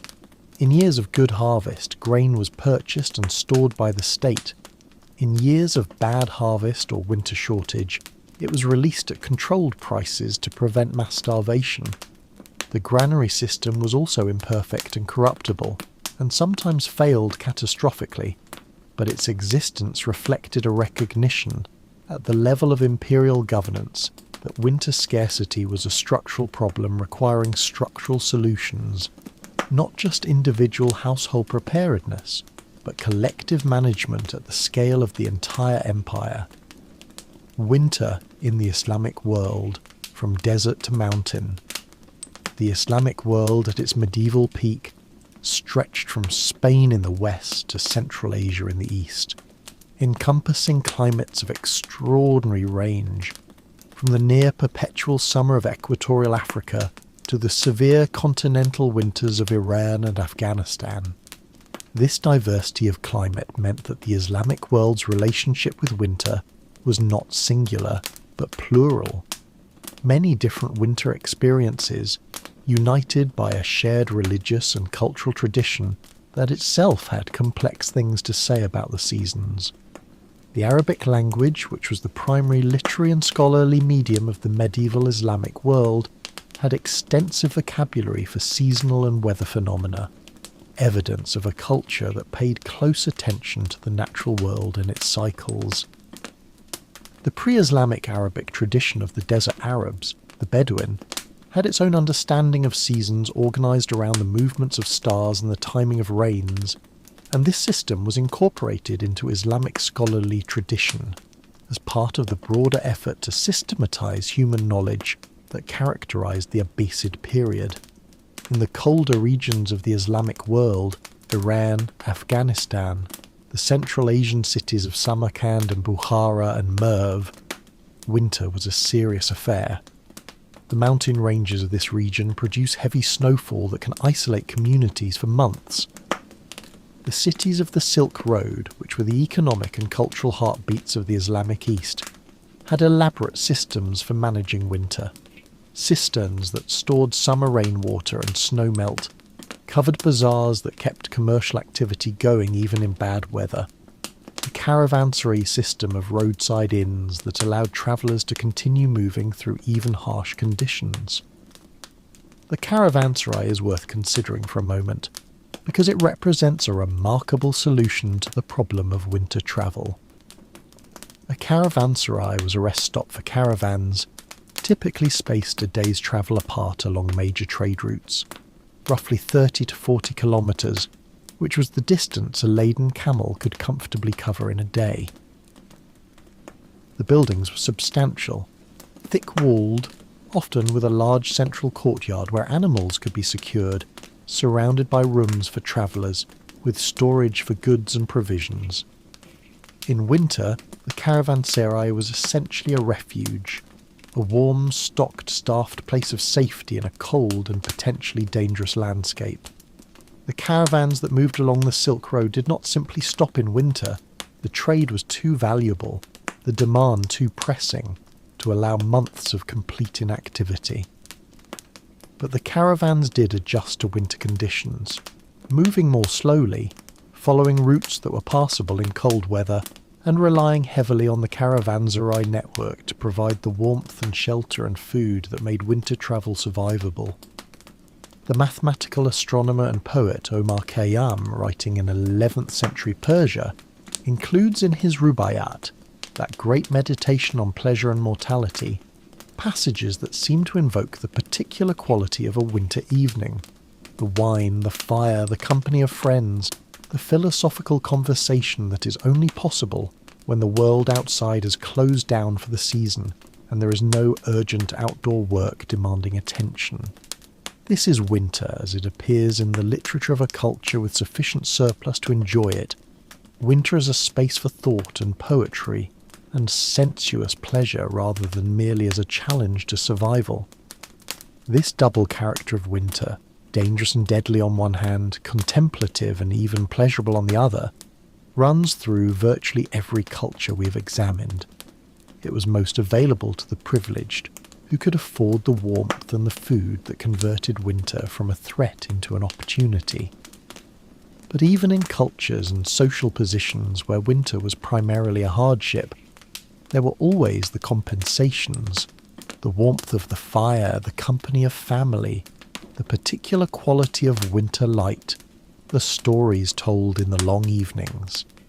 Winter in the animal world. An intimate dependency. We have been focusing primarily on human experience, but the winter that shaped human life was inseparable from the winter that shaped the animal world, and the relationship between human beings and the other animals with whom they shared the cold season was one of the most important dimensions of pre-industrial life. Domesticated animals were, as we have noted, essential winter resources, sources of food, labour and warmth. But they were also sources of anxiety, because animals that died in winter took irreplaceable capital with them. The care of livestock in winter was therefore a task of the highest priority, and the knowledge required to keep animals alive and healthy through the cold months was a major component of the practical expertise that defined competent farming. Cattle were the most valuable domesticated animals in most of northern Europe, more valuable, in most practical senses, than horses for farming purposes, because they could eat lower quality fodder and were more productive in terms of food, milk, meat, relative to the resources they consumed. Keeping cattle through winter required shelter, a dry, reasonably warm byre, and enough fodder to sustain them through the months when there was no grazing. The calculation of fodder needs, which we touched on earlier in the context of Norse farming, was a matter of real skill. Too little, and the cattle weakened or died. Too much, if such a thing were possible, which was rarely the concern, represented wasted resources. The particular vulnerability of cattle in winter was not just to the cold itself, but to the combination of cold, damp, and inadequate nutrition. Cattle that were weakened by hunger in February were cattle that might succumb to infections in March that a well-fed animal would have resisted. The interplay between nutrition and immunity in winter-stressed livestock was not understood in modern terms by medieval farmers, but it was observed. The connection between thin animals and sick animals was apparent to anyone who had spent enough winters with cattle. Sheep were more cold-hardy than cattle in some respects.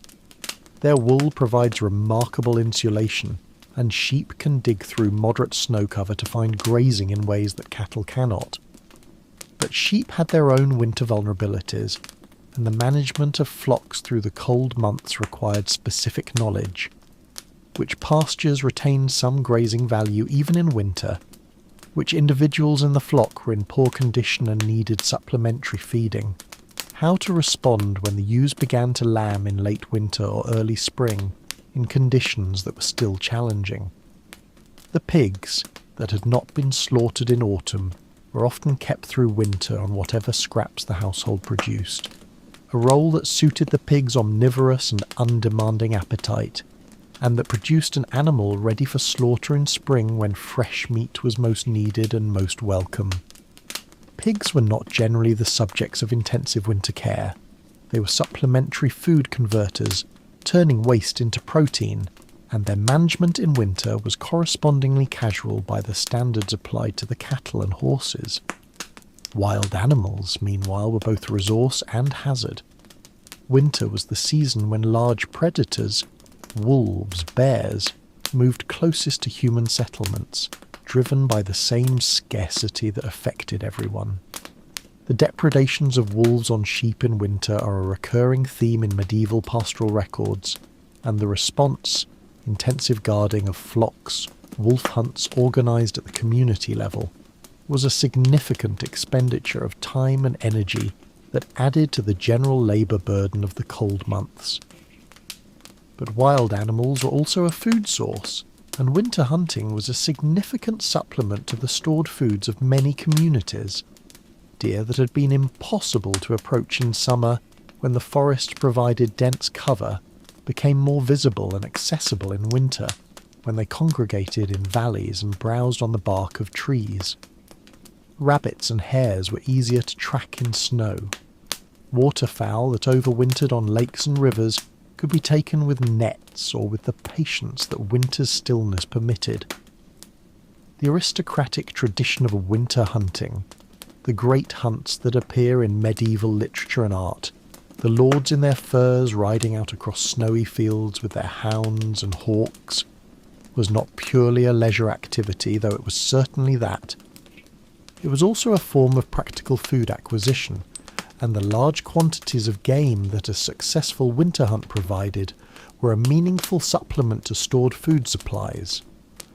The hunting rights that aristocrats guarded so jealously were, in part, rights to this winter food resource, and the poaching of game by ordinary people, one of the most commonly punished offences in medieval criminal records, was driven partly by the same hunger that drove the wolf closer to the fold. The bee is worth a special mention in any discussion of winter and animal husbandry, because the management of honeybees through winter is one of the most delicate and consequential forms of livestock care in the pre-industrial world.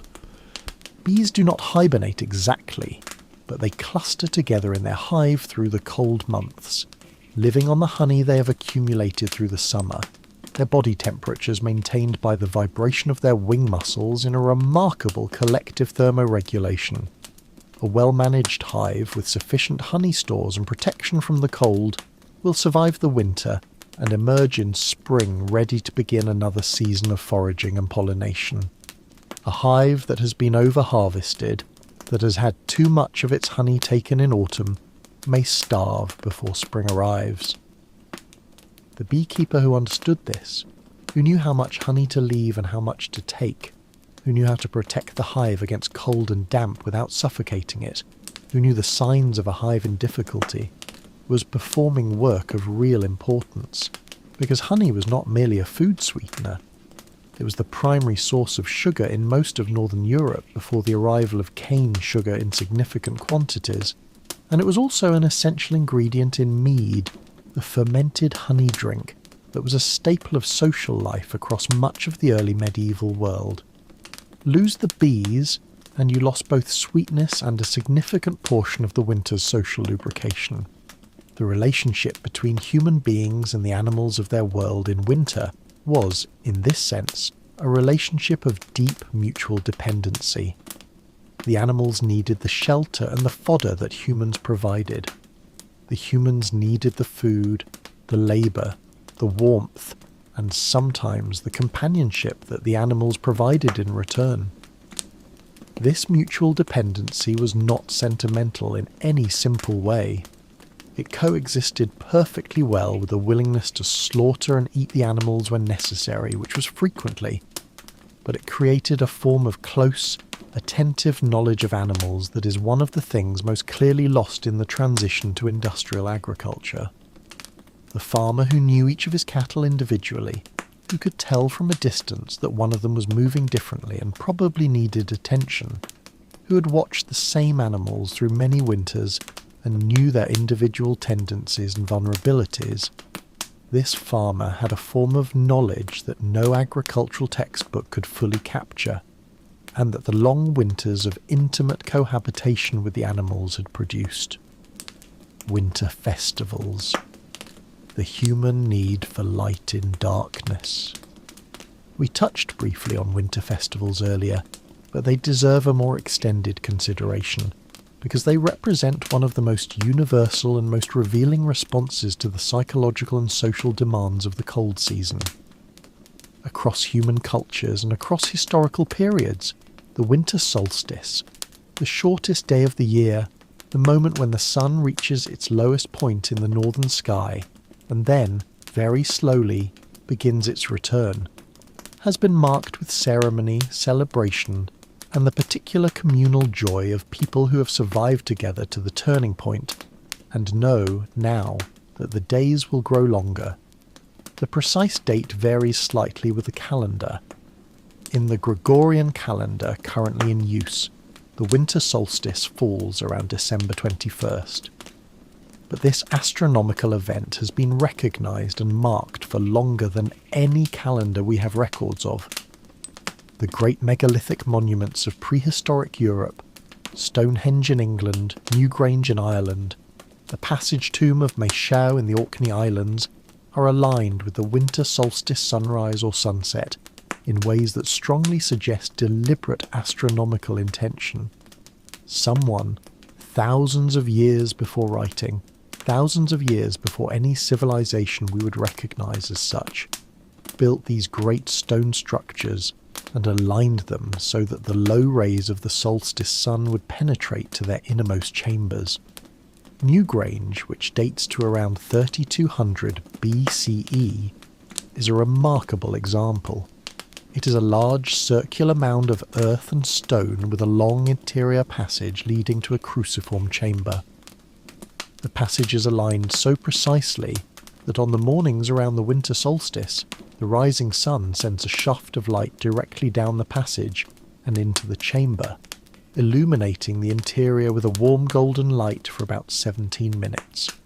For the rest of the year the chamber is dark, but on those mornings around the solstice the sun finds its way inside.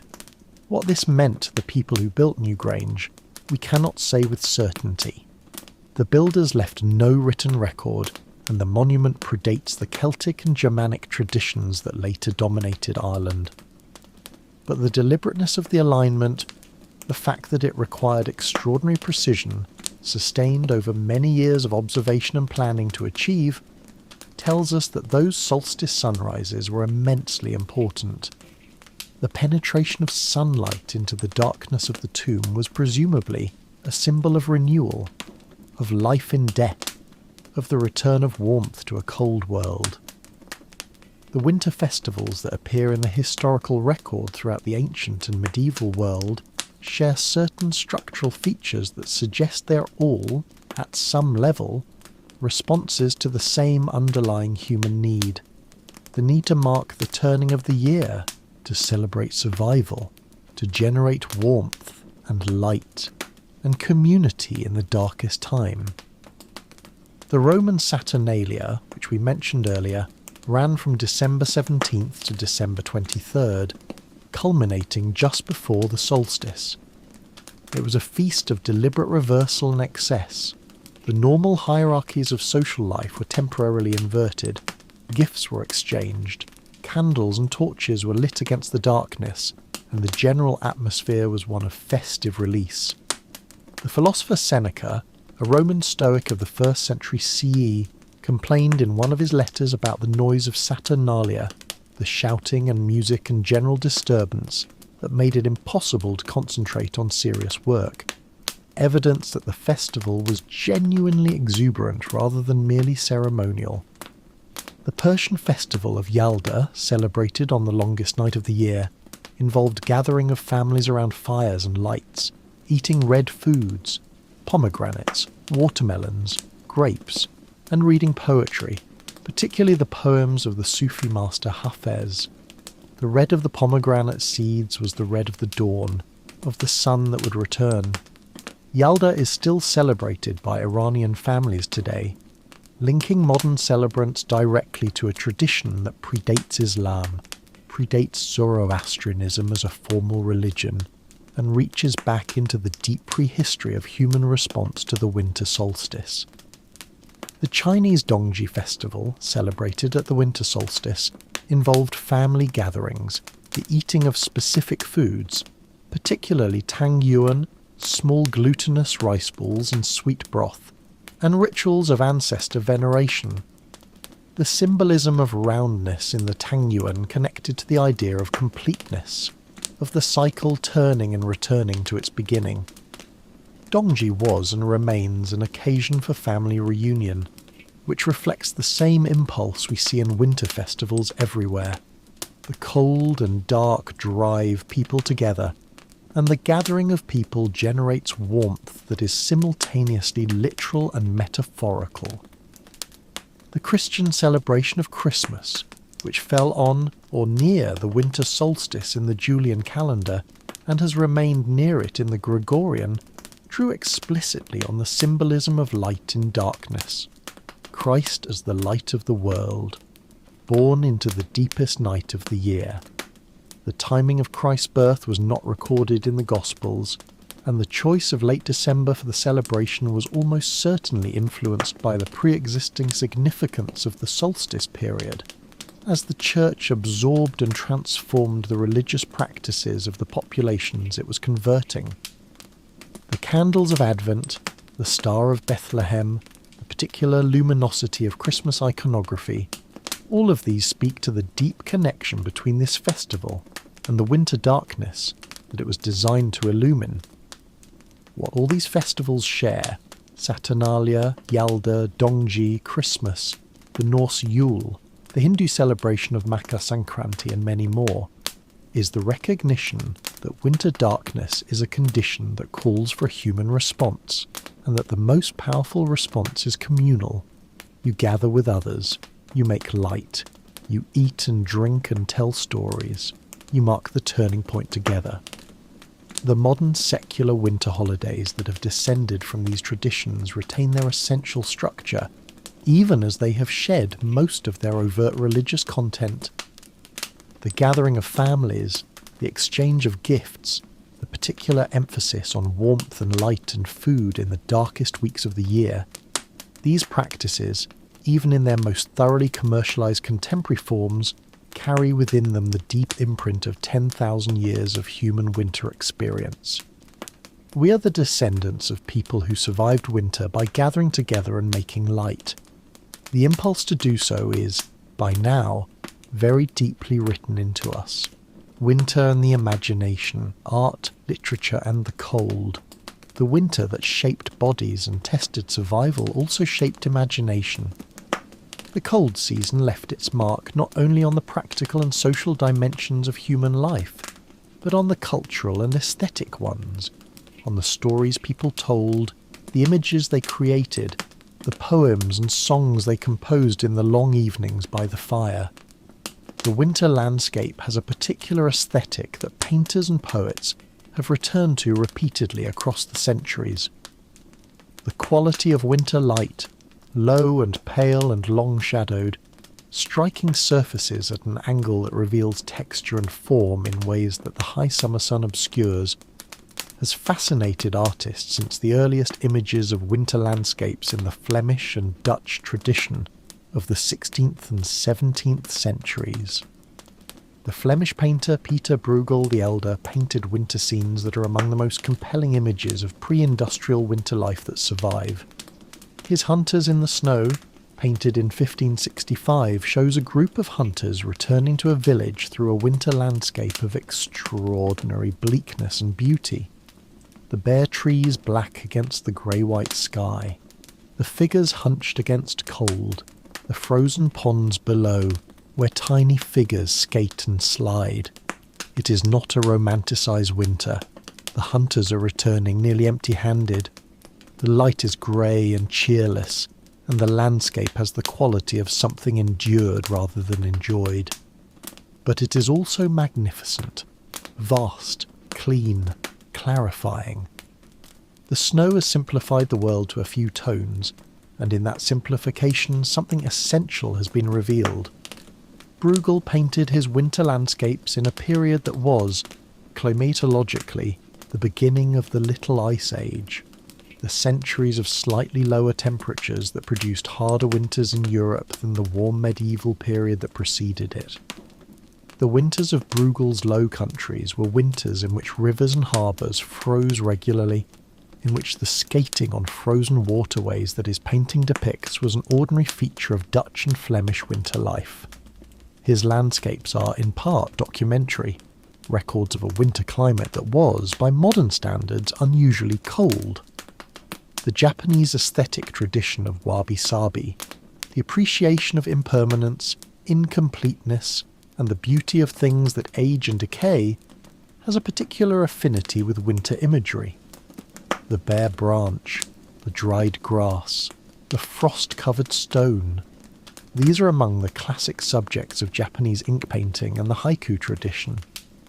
The 17th century master Matsubasho wrote haiku of winter that find in the season's poverty and stillness a kind of spiritual clarity that the abundance of summer cannot quite provide. A crow has settled on a bare branch. Autumn evening. This is not precisely a winter poem. It is autumn, but it belongs to the same aesthetic territory. The territory of the bare and the cold and the quietly beautiful. The Japanese concept of mono no aware, the bittersweet awareness of the transience of things, finds its sharpest expression in the dying of the year, in the last leaves, in the first frost. In the European literary tradition, winter has served as a metaphor for aging and death from ancient times, the winter of life, the winter of the soul. But it has also served as a metaphor for renewal, the winter that precedes spring, the darkness that precedes dawn, the cold that makes the return of warmth all the more precious. Shakespeare's Winter's Tale is both things at once, a play of loss and restoration, of a winter of grief that thaws into something like spring. The Romantic poets of the late 18th and early 19th centuries were particularly drawn to winter landscapes, finding in them the sublime, that quality of overwhelming or inducing power that the Romantics regarded as one of the highest experiences available to the human spirit. The Alps in winter, the Arctic wastes, the frozen seascapes of the northern poets. These were landscapes that dwarfed the human figure to insignificance, and in doing so, paradoxically, revealed something essential about the human relationship to nature. Caspar David Friedrich, the German Romantic painter who worked in the early 19th century, created some of the most powerful winter imagery in Western art. His paintings are full of figures standing with their backs to the viewer, looking out at vast, cold, sublime landscapes, snow-covered ruins, ice-locked rivers, moonlit winter forests. The figures are small against the landscapes, and they are alone in them, and there is something in that aloneness that is simultaneously desolate and exhilarating. You are small, Friedrich's paintings say, and the winter is vast, and yet you are here, in it, looking at it. That is something. The literature of the long winter evenings, the stories and tales that were told to pass the time and generate the particular pleasure of narrative, evolved over centuries into the complex literary tradition we have today, and it carried with it quite directly the marks of its winter origins. The folktale, with its repetitive structure and its slow, cumulative pacing, is perfectly suited to the half-drowsy attention of a listener by a fire on a long winter evening. The repetitions, the 3 tasks, the 3 wishes, the 3 brothers, who must each attempt what the previous 2 have failed, create a rhythm that lulls rather than excites, that builds a hypnotic momentum that is ideal for storytelling in conditions where the aim is both to entertain and to ease listeners gradually towards sleep. The storytelling of winter evenings was, in this sense, the direct ancestor of what we are doing here, tonight, in this narration. The same impulse, to fill the darkness with words that carry the listener somewhere interesting, and to let those words and that darkness work together to ease the body toward rest, is at work in both. As we continue drifting through these thoughts, letting one idea dissolve into the next as the warmth of a fire dissolves the edges of a winter room, let us cross an ocean. Winter in the Americas. Indigenous knowledges of the cold. The Americas contain some of the world's most extreme winter environments, the boreal forests of Canada and the northern United States, the high plains of the Great Plains, the Arctic and subarctic regions of Alaska and northern Canada, and the indigenous peoples who inhabited these environments developed winter survival traditions of extraordinary sophistication. The Anishinaabe peoples, who include the Ojibwe, the Chippewa and related groups, lived across a vast territory centred on the Great Lakes region of North America, a landscape of dense boreal forest, lakes, rivers, and cold winters that could last 5 or 6 months.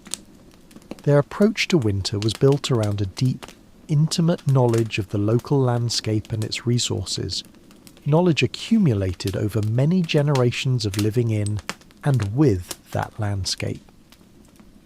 The winter camp of an Anishinaabe family was moved to take advantage of the winter distribution of game animals. Deer, moose, and caribou moved in predictable seasonal patterns, seeking food and shelter in the cold months, and the skilled hunter knew these patterns and positioned himself accordingly. The snowshoe, developed independently in North America, the Andes, and Asia, allowed movement through deep snow that would otherwise be impassable, and the Anishinaabe snowshoe, woven from sinew over a bent wood frame, was a refinement of a technology that had been in development for thousands of years. The winter hunt was not a simple or predictable activity. It required patience, skill, physical endurance, and a quality of attentive observation of the natural world that is difficult to convey to someone who has not been raised in it. The tracker who could read the signs left in snow, the gait pattern of an animal, the freshness of a track, the meaning of a disturbed branch or a scrape on bark, was reading a text written in a language that took years to learn. The spiritual life of many northern indigenous cultures was deeply intertwined with the winter season. The long nights and the stillness of the winter landscape created conditions for the particular kind of inwardness that spiritual practice requires. Dreams, which were understood as meaningful communications from other realms, were particularly vivid and frequent in winter, perhaps partly because the long nights meant more sleep, and more sleep meant more time in the dream state. Winter fasting in some traditions was a practice for accessing visions and spiritual guidance, a deliberate use of winter's scarcity as a tool for interior transformation. The storytelling traditions of many North American indigenous cultures specified that certain stories, particularly the most sacred and cosmologically important ones, could only be told in winter. The explanation given was often that these stories concerned the beings of the spirit world, and that the spirit world was closest in winter, when the world was quiet and still, and the veil between realms was thin. This is a metaphor, but it is also a practical regulation. Winter stories told in the long evenings of the cold season occupied and passed the time, and transmitted cultural knowledge and spiritual understanding in precisely the circumstances that required it most. The sweat lodge, a form of ritual steam bath used by many North American indigenous cultures, was particularly important in winter, and it is not difficult to see why. The combination of heat, steam, and communal gathering that the sweat lodge provided was, in winter, a powerful physical and psychological resource. Warmth in a cold season, cleanliness in a season when washing was difficult, community in a season of relative isolation, and the psychological benefit of the intense physical experience of sweating and cooling, and the altered states of consciousness that prolonged heat exposure can produce. These winter practices, the hunt, the storytelling, the spiritual observance, the communal gathering, were not separate from each other. They were aspects of a way of life that was integrated in ways that the compartmentalizations of modern life make it difficult to fully appreciate.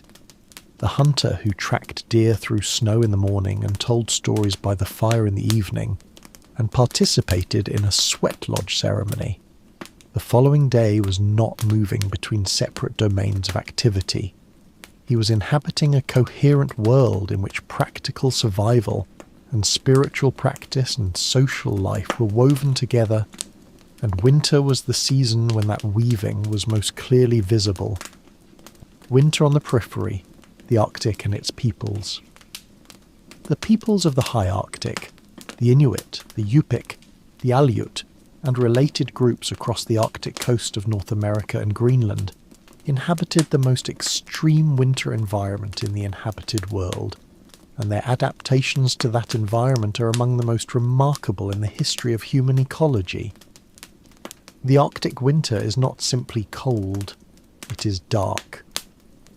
Above the Arctic Circle, the sun disappears entirely for days or weeks at a time during the winter months.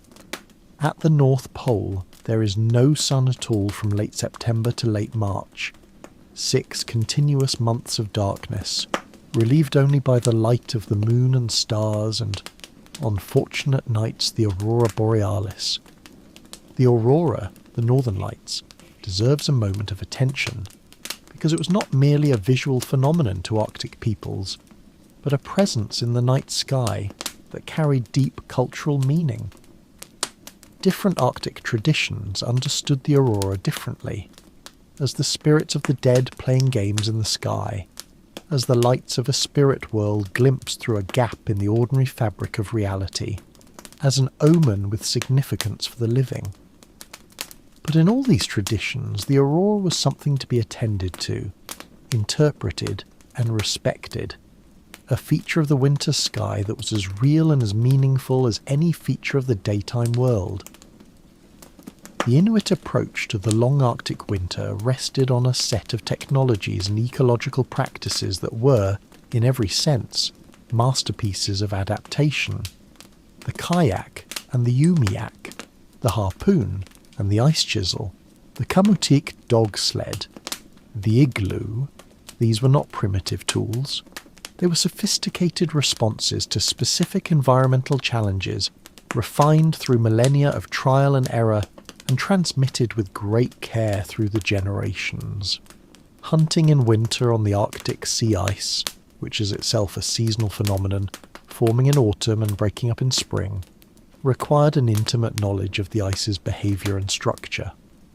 Sea ice is not homogeneous. It varies in thickness, in age, in stability, and in its relationship to the currents and movements of the water beneath it. An experienced hunter could read the ice in ways that distinguish safe travel routes from treacherous ones, could identify the breathing holes of seals under the ice, could judge when the ice was about to shift and plan accordingly. This was knowledge that meant the difference between coming home and not coming home. The ringed seal was the foundation of Inuit winter ecology. Seals maintain breathing holes in the sea ice throughout the winter, surfacing regularly to breathe. A patient hunter could identify these holes, marked by subtle signs of disturbance in the snow above, and wait, motionless in the cold, for the seal to appear. This waiting required a quality of patience and physical endurance that is, to most modern observers, almost incomprehensible. Standing still on sea ice at -30, in the dark, waiting for an animal that might not appear for hours. This was, in the coldest and most literal sense, how people survived winter in the Arctic. The social structure of Arctic communities was calibrated to the demands of winter. The sharing of meat from a successful hunt was not merely generosity. It was a social contract that bound the community together and provided a safety net for everyone. The hunter who was skilled and lucky shared with those who were less so. The elderly who could no longer hunt were fed by those who could. The sharing of food was enforced by powerful social norms in communities where individual failure could mean death. The mutual obligation to share was too important to be left to personal inclination alone. The long winter nights of the Arctic were filled with storytelling, song, drumming, and the complex social life of a community that had been confined together for months. Inuit throat singing, a form of vocal performance in which two performers face each other and produce complex interlocking patterns of sound, was and is a winter art, developed in part as a way of passing the long indoor hours of the dark season. The Games of the Arctic Olympics, remarkable tests of strength, endurance and pain tolerance like the ear pull and the kneel jump, were winter games, played in the communal spaces of winter camps as tests of the physical attributes that winter itself demanded. The psychological dimensions of the Arctic winter were not ignored by the people who lived through them. There is evidence in historical and anthropological records of conditions that sound like seasonal affective disorder, the depression and lethargy that can accompany prolonged absence of sunlight, and the cultural practices of Arctic communities seem, in part, designed to address them. The enforced communality, the storytelling, the physical activity, the ceremonies that maintained a sense of connection to something larger than the individual's cold and dark experience. This is perhaps one of the most important lessons of winter history, the recognition that the psychological and social dimensions of the cold season require as much attention and management as the physical ones.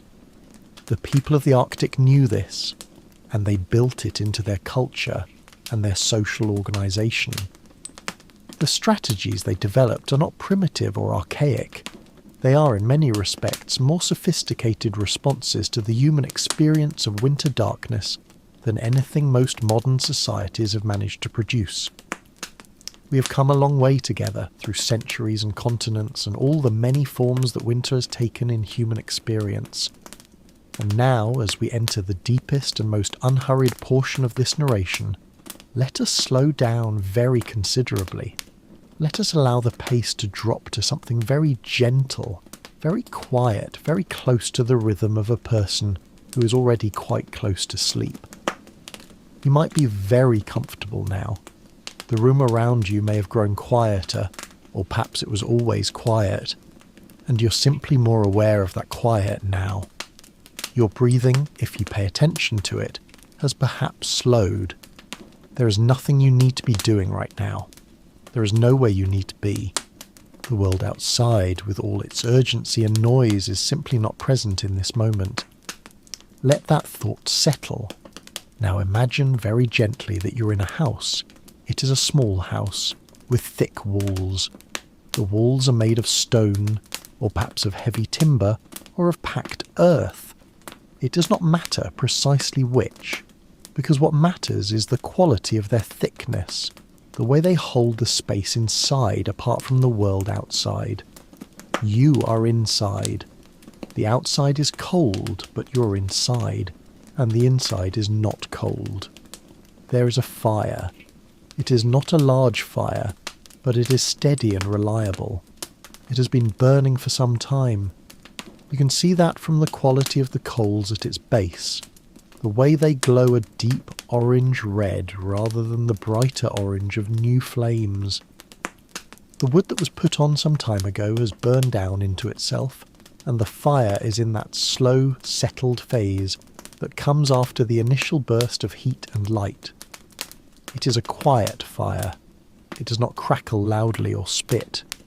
It breathes, very slowly, like something alive and patient. The light in the room comes mostly from the fire, and it is a warm, shifting light.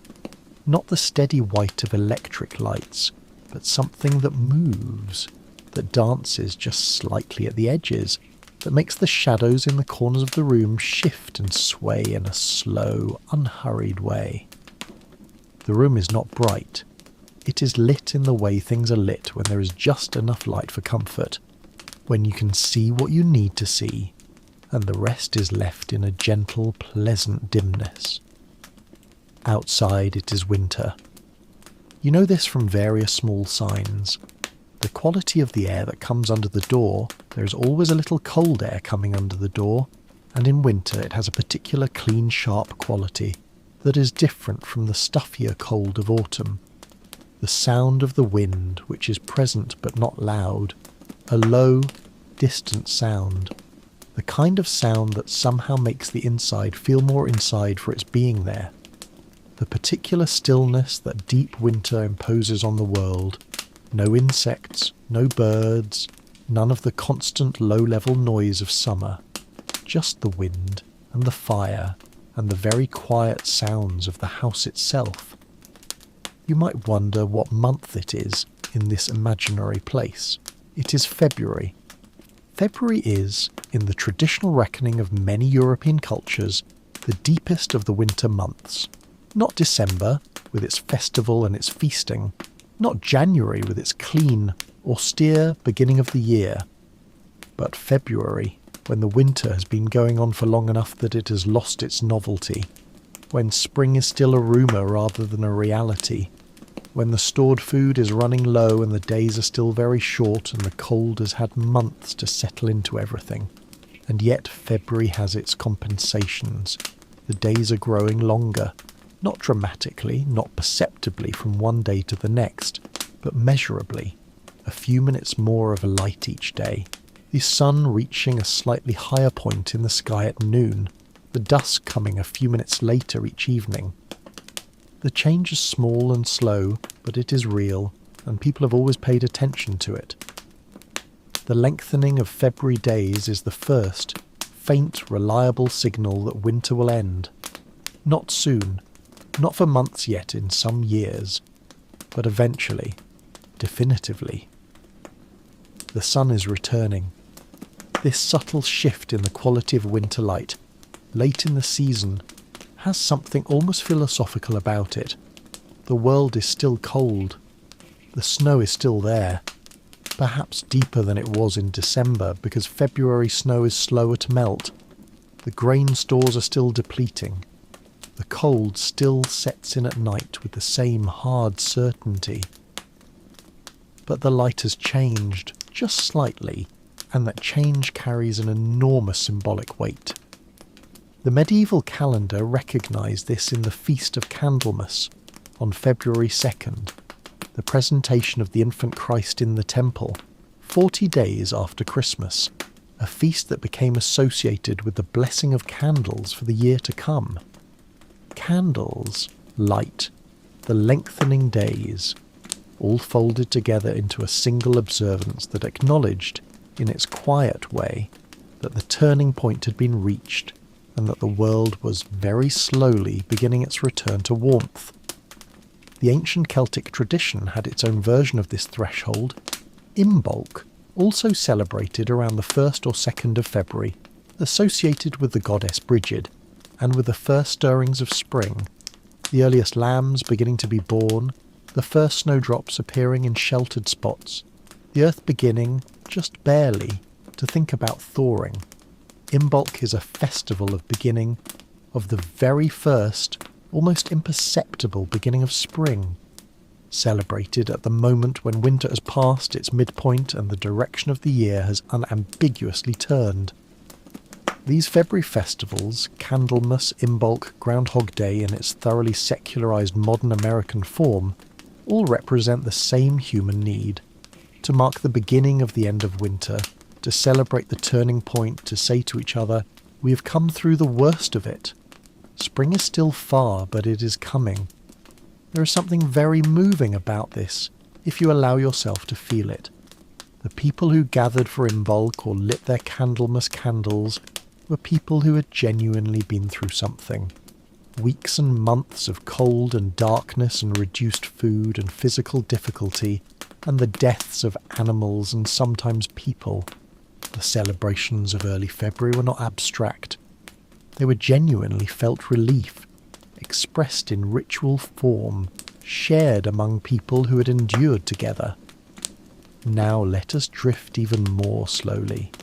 Let us spend some time in the daily routine of winter, the smallest, most unremarkable, most quietly repetitive details of what winter looked like, felt like, smelled like, hour by hour, day by day. A winter's day. Hour by hour. The winter day begins before dawn because it has to.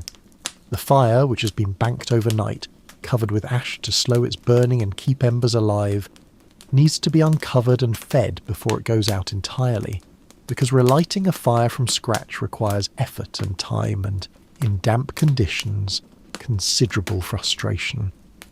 Someone gets up while it is still dark and attends to the fire.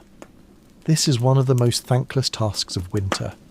Cold floor, cold air, the darkness pressing in from outside, the half-woken mind still full of the warm blur of sleep. Slowly, methodically, the ashes cleared from the embers. A handful of thin kindling, kept dry near the hearth, is laid on the glowing coals and you wait, kneeling in the cold, watching. The kindling catches.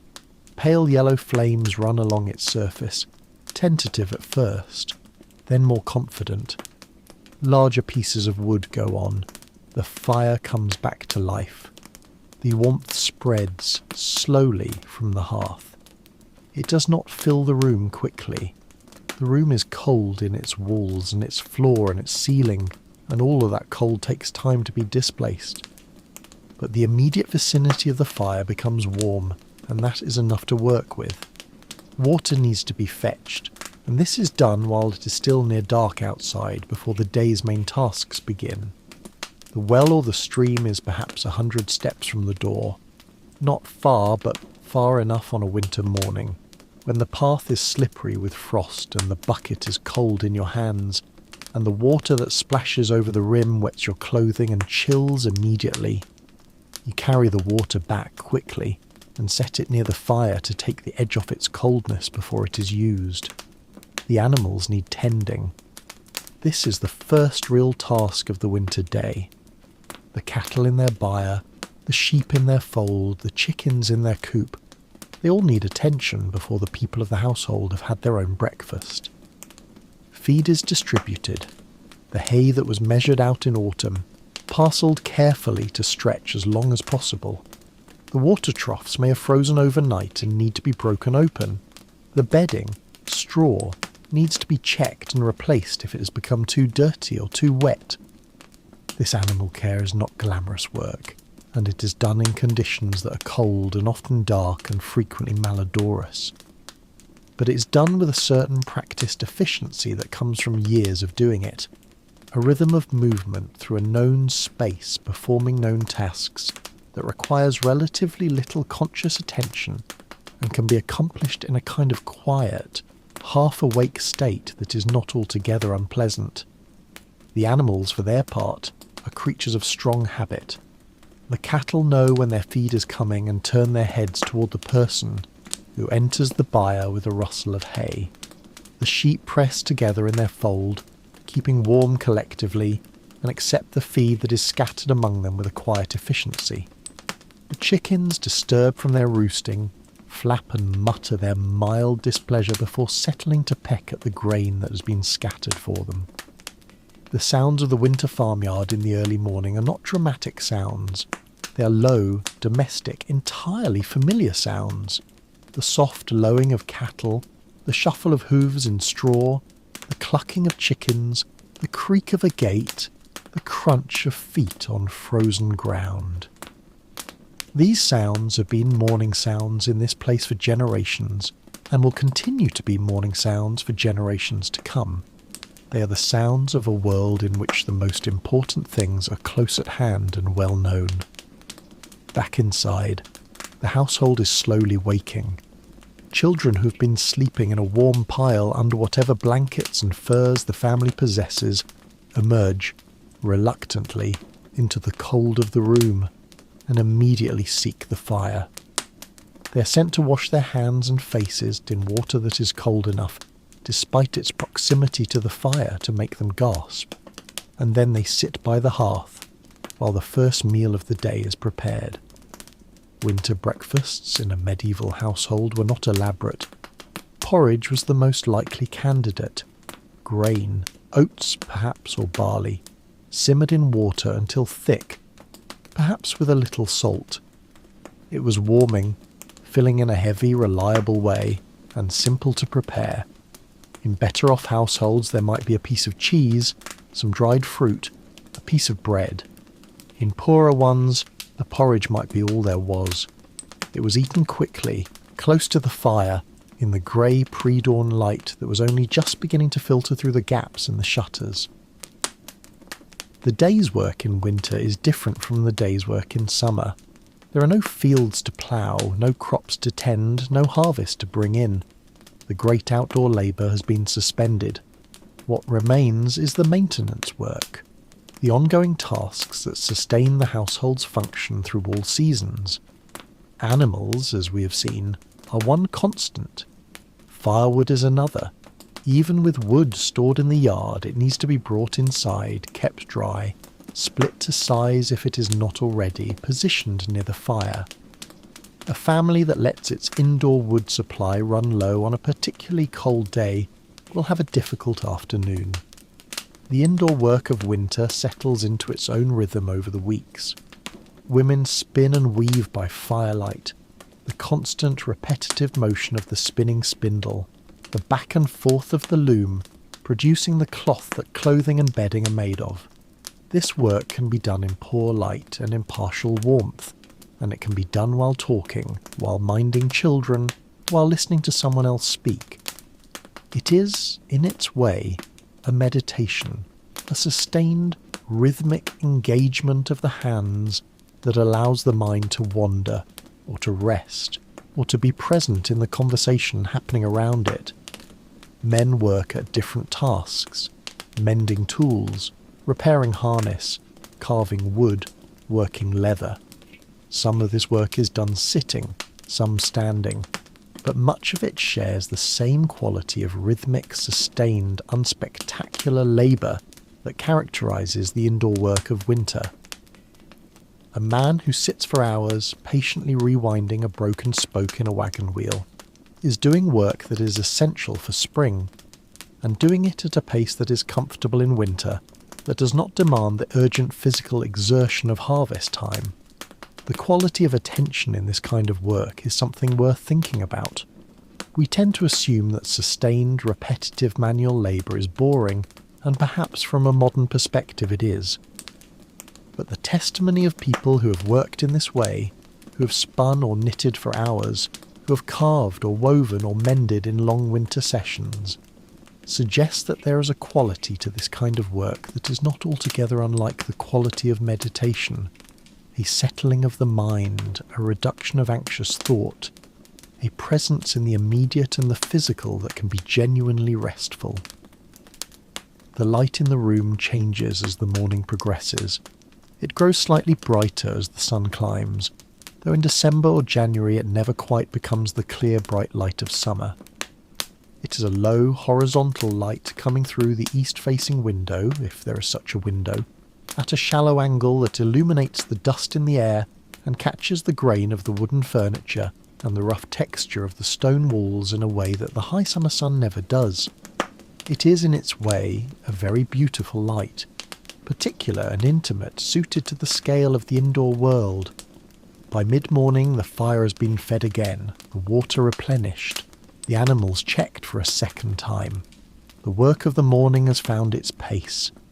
In the room there is the sound of spinning, perhaps, or the soft percussion of woodwork, or the voices of people talking in the quiet, unhurried way that long winter days encourage. Conversations without urgency, exchanges of information and opinion and memory that have time to spread out and find their proper dimensions, rather than being compressed by the demands of busier seasons. You might wonder what people talked about in these winter conversations. They talked about practical matters, the state of the stores, the health of the animals, the upcoming feast day, the work that needed doing before spring. They talked about their neighbours, the human constant of local gossip, which is also the human constant of social information sharing, the way communities track who is doing well and who needs help. They talked about the past, the winter 2 years ago that was much harder than this one, the harvest that failed before the oldest person present was born, the strange event that happened when someone's grandparent was young. They told stories that were not quite true but were not quite false either. The accounts of unusual things seen in the forest, the reports of strange behaviour in animals, the persistent local legends that anchored the community to its particular place and its particular history. And some of what they talked about, perhaps especially in the evenings, when the fire was lower and the children were drowsy and the adults were in that pleasant in-between state that is neither fully awake nor fully asleep. Some of it was the deeper material of human life, the things that mattered to them, the things they hoped for, the fears they mostly kept to themselves but could, in these quiet winter evenings, allow to surface and be acknowledged. Winter was, for all its hardship, a time when there was space for this, space for the conversations that the busy seasons pushed aside, space for the things that needed to be said but could only be said when the work was not pressing and the fire was low and the darkness outside made the inside feel enclosed and private and safe. The afternoon light. Winter's peculiar gift. The afternoon of a winter day has a quality that the summer afternoon does not share. There is, in the low winter afternoon, a particular quality of golden light that falls at a very shallow angle and seems to make everything it touches glow softly from within. This light, warm in colour even when the air it passes through is cold, has been remarked on by painters and poets across the centuries, and it is worth sitting with for a moment, because it is one of a winter's genuine gifts. It falls through the west-facing window in the early afternoon, this light, and it touches the wooden floor in a parallelogram that moves slowly across the room as the afternoon proceeds. It catches the dust motes that float in the air, always more visible in a winter room where the air is drier and the hearth fire stirs up fine ash that hangs suspended for hours, and makes them look like slow snowfall in miniature. It lights the side of a person's face and leaves the rest in shadow, a combination that has something almost candlelit about it. In this light, the objects of the winter room acquire a particular presence. The grain of the wooden table, the texture of the cloth being worked at the spinning wheel, the gleam of the metal hook above the fire. These are not remarkable objects, but in this light they are beautiful in a quiet, specific way. Beautiful in the way that familiar things are sometimes suddenly beautiful, when the light falls on them just right, and you see them as if for the first time. The winter afternoon, in the pre-industrial world, was also the time when the day began to draw toward its close, and this created its own particular quality. By 3 in the afternoon in December the light was beginning to fade. By 4 it was noticeably dimmer. By 5 it was dark, or nearly dark, and the fire that had been burning steadily all day was now the primary source of light in the room. This compression of the usable day, the sense that time was running out even though it was barely past midday, created a particular urgency about the afternoon tasks that the morning tasks did not carry in the same way. You did what needed to be done outdoors, if anything needed doing outdoors, before the light failed. You brought in the last of the firewood, checked on the animals one more time, carried water for the night, These last light tasks were done with the awareness that once the sun went down, the outside world was essentially closed until morning, and then the door was shut, and the fire was made up, and the household settled into the long evening. The long winter evening.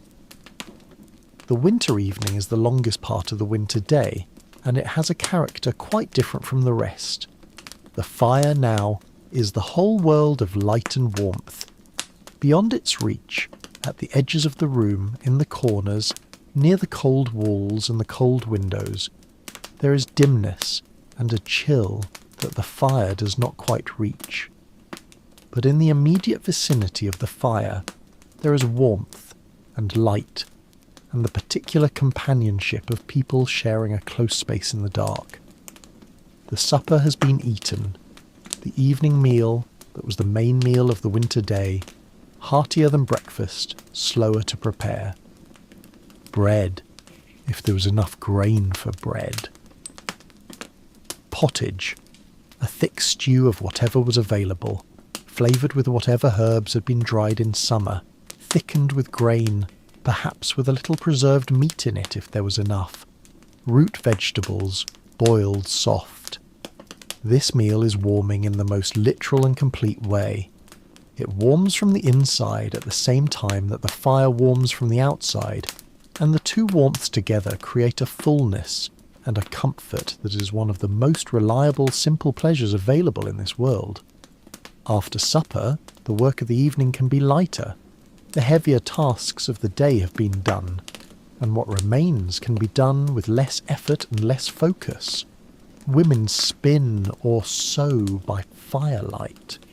Men do the quieter kinds of woodwork or repair.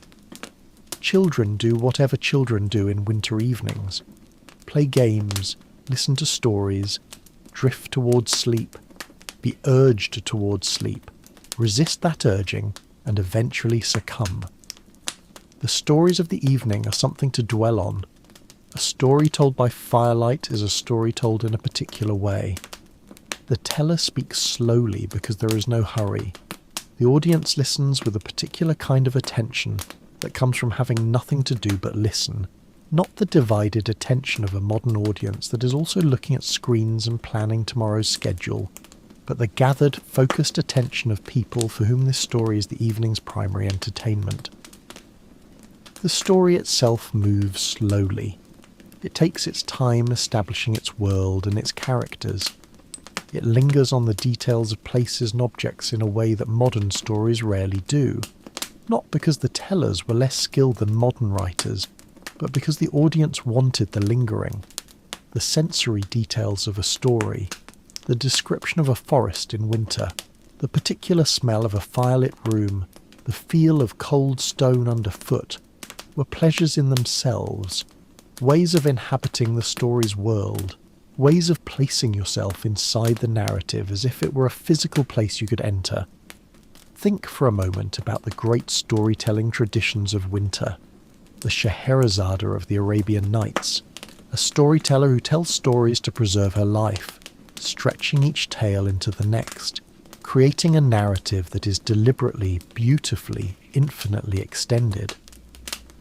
The Norse saga tradition, in which stories of great events were told and retold over many winters until they became fixed in a form that could be reliably transmitted.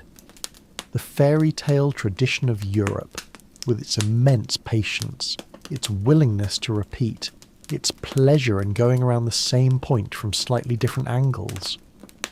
All of these reflect a storytelling culture in which time was available in a way it rarely is now, and in which the patience of the audience was matched by the patience of the teller.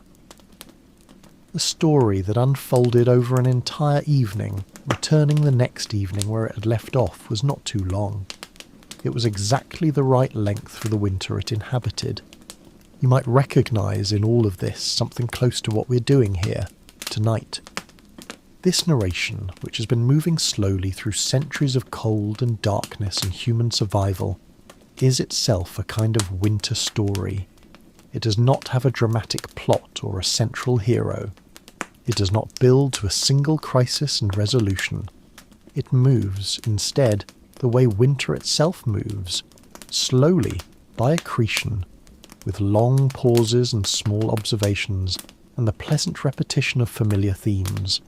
That is, perhaps, exactly as it should be. As we continue drifting through these quietest hours, let your thoughts become lighter.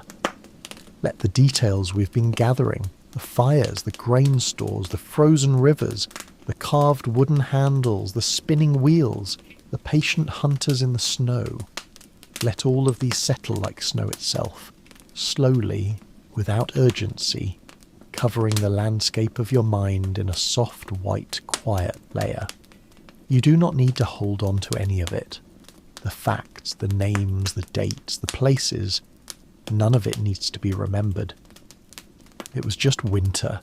There's always been winter somewhere, for someone, and they got through it, almost all of them, by being patient and careful and close to their fires, and by telling each other stories in the long dark evenings.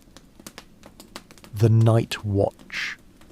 In many historical communities, someone kept watch through the night, not necessarily because of any specific danger, but because the continuity of warmth and the safety of the household required it. The fire could not be left entirely to chance. The animals might need attention. And there was always the possibility, small but real, of something unexpected in the night. The night watch in winter is one of those roles that has left almost no historical trace. No chronicler wrote down the thoughts of the person who sat by a dimming fire at 2 a.m. in a medieval village, hearing the wind outside and watching the shadows and occasionally feeding another piece of wood to the coals. But that person existed in countless iterations across all the centuries and cultures we have been exploring. They sat in the quiet and the warmth and the partial dark, and they thought whatever they thought, and the night passed around them. What did they think about? Perhaps nothing very dramatic. The thoughts that come in the deep of a winter night, when the world is still and everyone else is asleep, tend to be quiet thoughts. Practical thoughts. What needs to be done tomorrow? Whether the hay supply is looking adequate? Whether the child who was coughing last week is better? Wandering thoughts that follow associations too slow and too personal to describe. A memory of a summer day, a face, a sound, the smell of something from a long time ago. And perhaps, sometimes, the thoughts that come when you're alone with the dark and the fire. The large thoughts, the ones you do not usually have time for. Where did all of this come from? What is it for? Whether the sun will really come back as it always has, and whether it matters if it does. These are winter thoughts. They have always been winter thoughts. The monk in his cell, the farmer by his fire, the watchman on his tower. All of them have had these thoughts, in one form or another, in the long watches of winter nights across all of recorded history, and much of the history before it. You do not need to answer them. They're not questions that require answers. They are simply the mind, doing what the mind does when it is quiet and the world is still, and there is time, for once, to be inside itself rather than racing ahead to the next demand. The fire breathes, the wind is outside, the snow, if there is snow, is falling or has fallen, and in the morning the world outside will be white and clean and very quiet, the familiar landscape made unfamiliar by its covering, the angles and edges of things softened into something rounder and more gentle. And you are inside, you are warm, you have enough. This is what human beings have wished for each other through winter after winter after winter, for as long as there have been human beings to do the wishing. The fire, the shelter, the company of those you love, the food enough to last, the warmth that holds against the cold outside. Not extravagance, not abundance, just enough, just warm enough, fed enough, together enough to get through to spring. It is not a small wish. For most of the people who have ever lived, it was the whole wish, returning to the present. Winter. Still, we have travelled very far, and through a great deal of history, and through many different versions of the same cold. And now, as we approach the end of our journey, let us allow the past to recede very gently, like a landscape seen through the back window of a moving vehicle, still visible, still detailed, but growing slowly smaller and more peaceful. The winter that we have been exploring, the winter of grain stores and animal care, of firelight and storytelling, of frozen rivers and desperate military campaigns, of herbs and honey and careful management of the precious and finite. That winter is largely gone, at least in its most demanding forms, for most people reading or listening to this in the contemporary world. And yet it is not entirely gone. There are still places in the world where winter kills, where the old people in small towns on high ground run out of heating fuel and die in their cold houses, where the homeless shelter systems of large cities fill to overflowing, and still some people sleep in doorways in December and do not wake up, where smallholder farmers in the highlands of the developing world face the same arithmetic of stored food and mouths to feed, and months until the next harvest that their ancestors faced for thousands of years before them. There are still communities in rural Canada, in Siberia, in the highlands of Central Asia, in parts of northern Scandinavia, where the old relationship with winter remains relatively intact, where the rhythms of animal care and wood cutting and food preservation and communal gathering that we have been describing are still living practices rather than historical curiosities. And in the world of industrial modernity, winter still exerts its pressures in subtler forms. The seasonal affective disorder that affects millions of people each year, the depression and fatigue that the short days of winter bring, is a real condition, a genuine inheritance of our evolutionary past, a reminder that we are warm-blooded creatures who are shaped by winter and who still feel its effects even when we are nowhere near cold or hungry.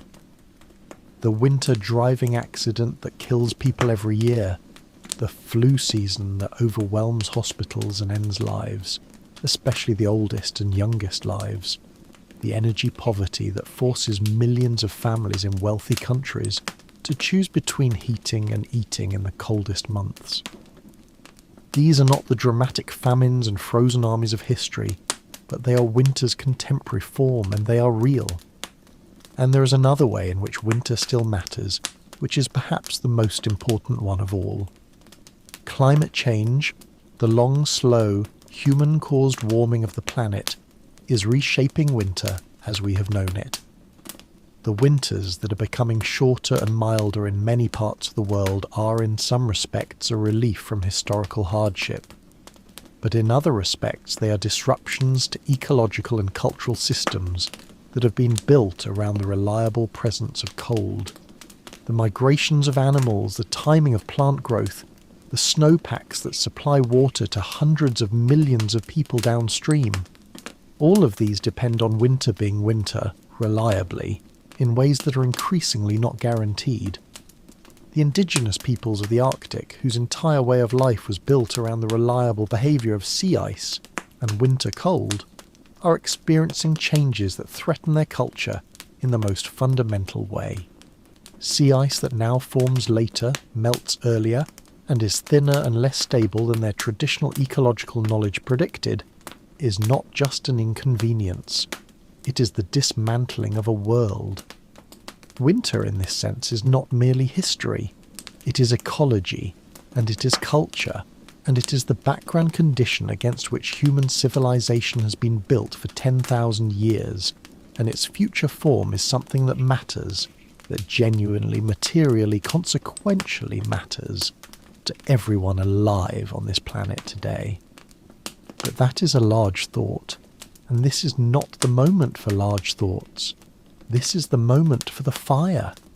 The fire is still there, in all of its many forms across all the centuries we have visited.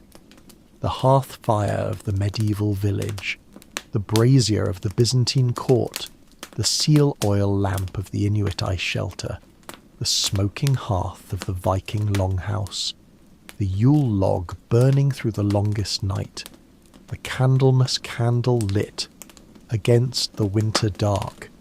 All of these fires are, in some sense, the same fire. The fire that human beings have kept burning, season after season, generation after generation, for as long as they have been human. The fire against the cold. The fire that makes the inside possible. The fire that gathers people together and holds the darkness at its edge. You are warm right now, wherever you are, in whatever season, in whatever kind of dwelling, you are warm. And that warmth, which may feel perfectly ordinary and entirely expected, is in fact the end product of an extremely long and difficult and ingenious human project, the project of surviving winter. All of those people, across all of those centuries, in all of those cold places, they are the reason you are warm right now. Not in any mystical sense, but in the most practical and concrete sense. They worked out generation after generation how to stay alive through the cold. They built the shelters and stored the food and kept the fires and told the stories and raised the children who went on to do the same. And the continuity of that project, unbroken for tens of thousands of years, is what has brought us to this moment. Warm, sheltered, safe, drifting through the quiet history of the cold. Thank them, if you like, in whatever quiet way feels right to you, and then let them go. The wind is outside. The fire is here. Let your breathing slow. Let the thoughts become lighter, less detailed, more like shapes than words. Let the centuries drift away, and the battles and the famines and the festivals and the long evening conversations. Let what remains be the simple thing, the warmth, the quiet, the darkness outside that makes the inside what it is. You are safe. It is winter somewhere. Always. And somewhere, someone is keeping the fire going, is tending the animals in the cold dark, is watching the sky for the first signs of a shift in the weather, is telling a story to someone who's already half asleep. The wheel turns. The days will grow longer. And in the meantime, there is the fire. And there is this quiet, and this warmth, and the long, slow, comfortable passage of time, like snow falling in a windless night, each flake so small, and the fall so steady, and the world below growing softer and rounder and quieter with each passing hour. Let yourself rest in it. If you have made it to this point, if you have drifted through all these hours of winter history and found yourself here at the end, still listening, then thank you from the depths of this quiet. This kind of slow, patient company is what this channel is built for. If you found something in these hours that helped you rest or think or simply let the world go quiet for a while, you might consider leaving a like on the video or a gentle comment about where your thoughts wandered tonight. And if you would like more of these long, unhurried journeys through history, subscribing to at Sleep Chrono will bring them to you, one winter at a time. But none of that is urgent. The only thing that is asked of you right now is to sleep well. The cold is outside, the warmth is here. Good night.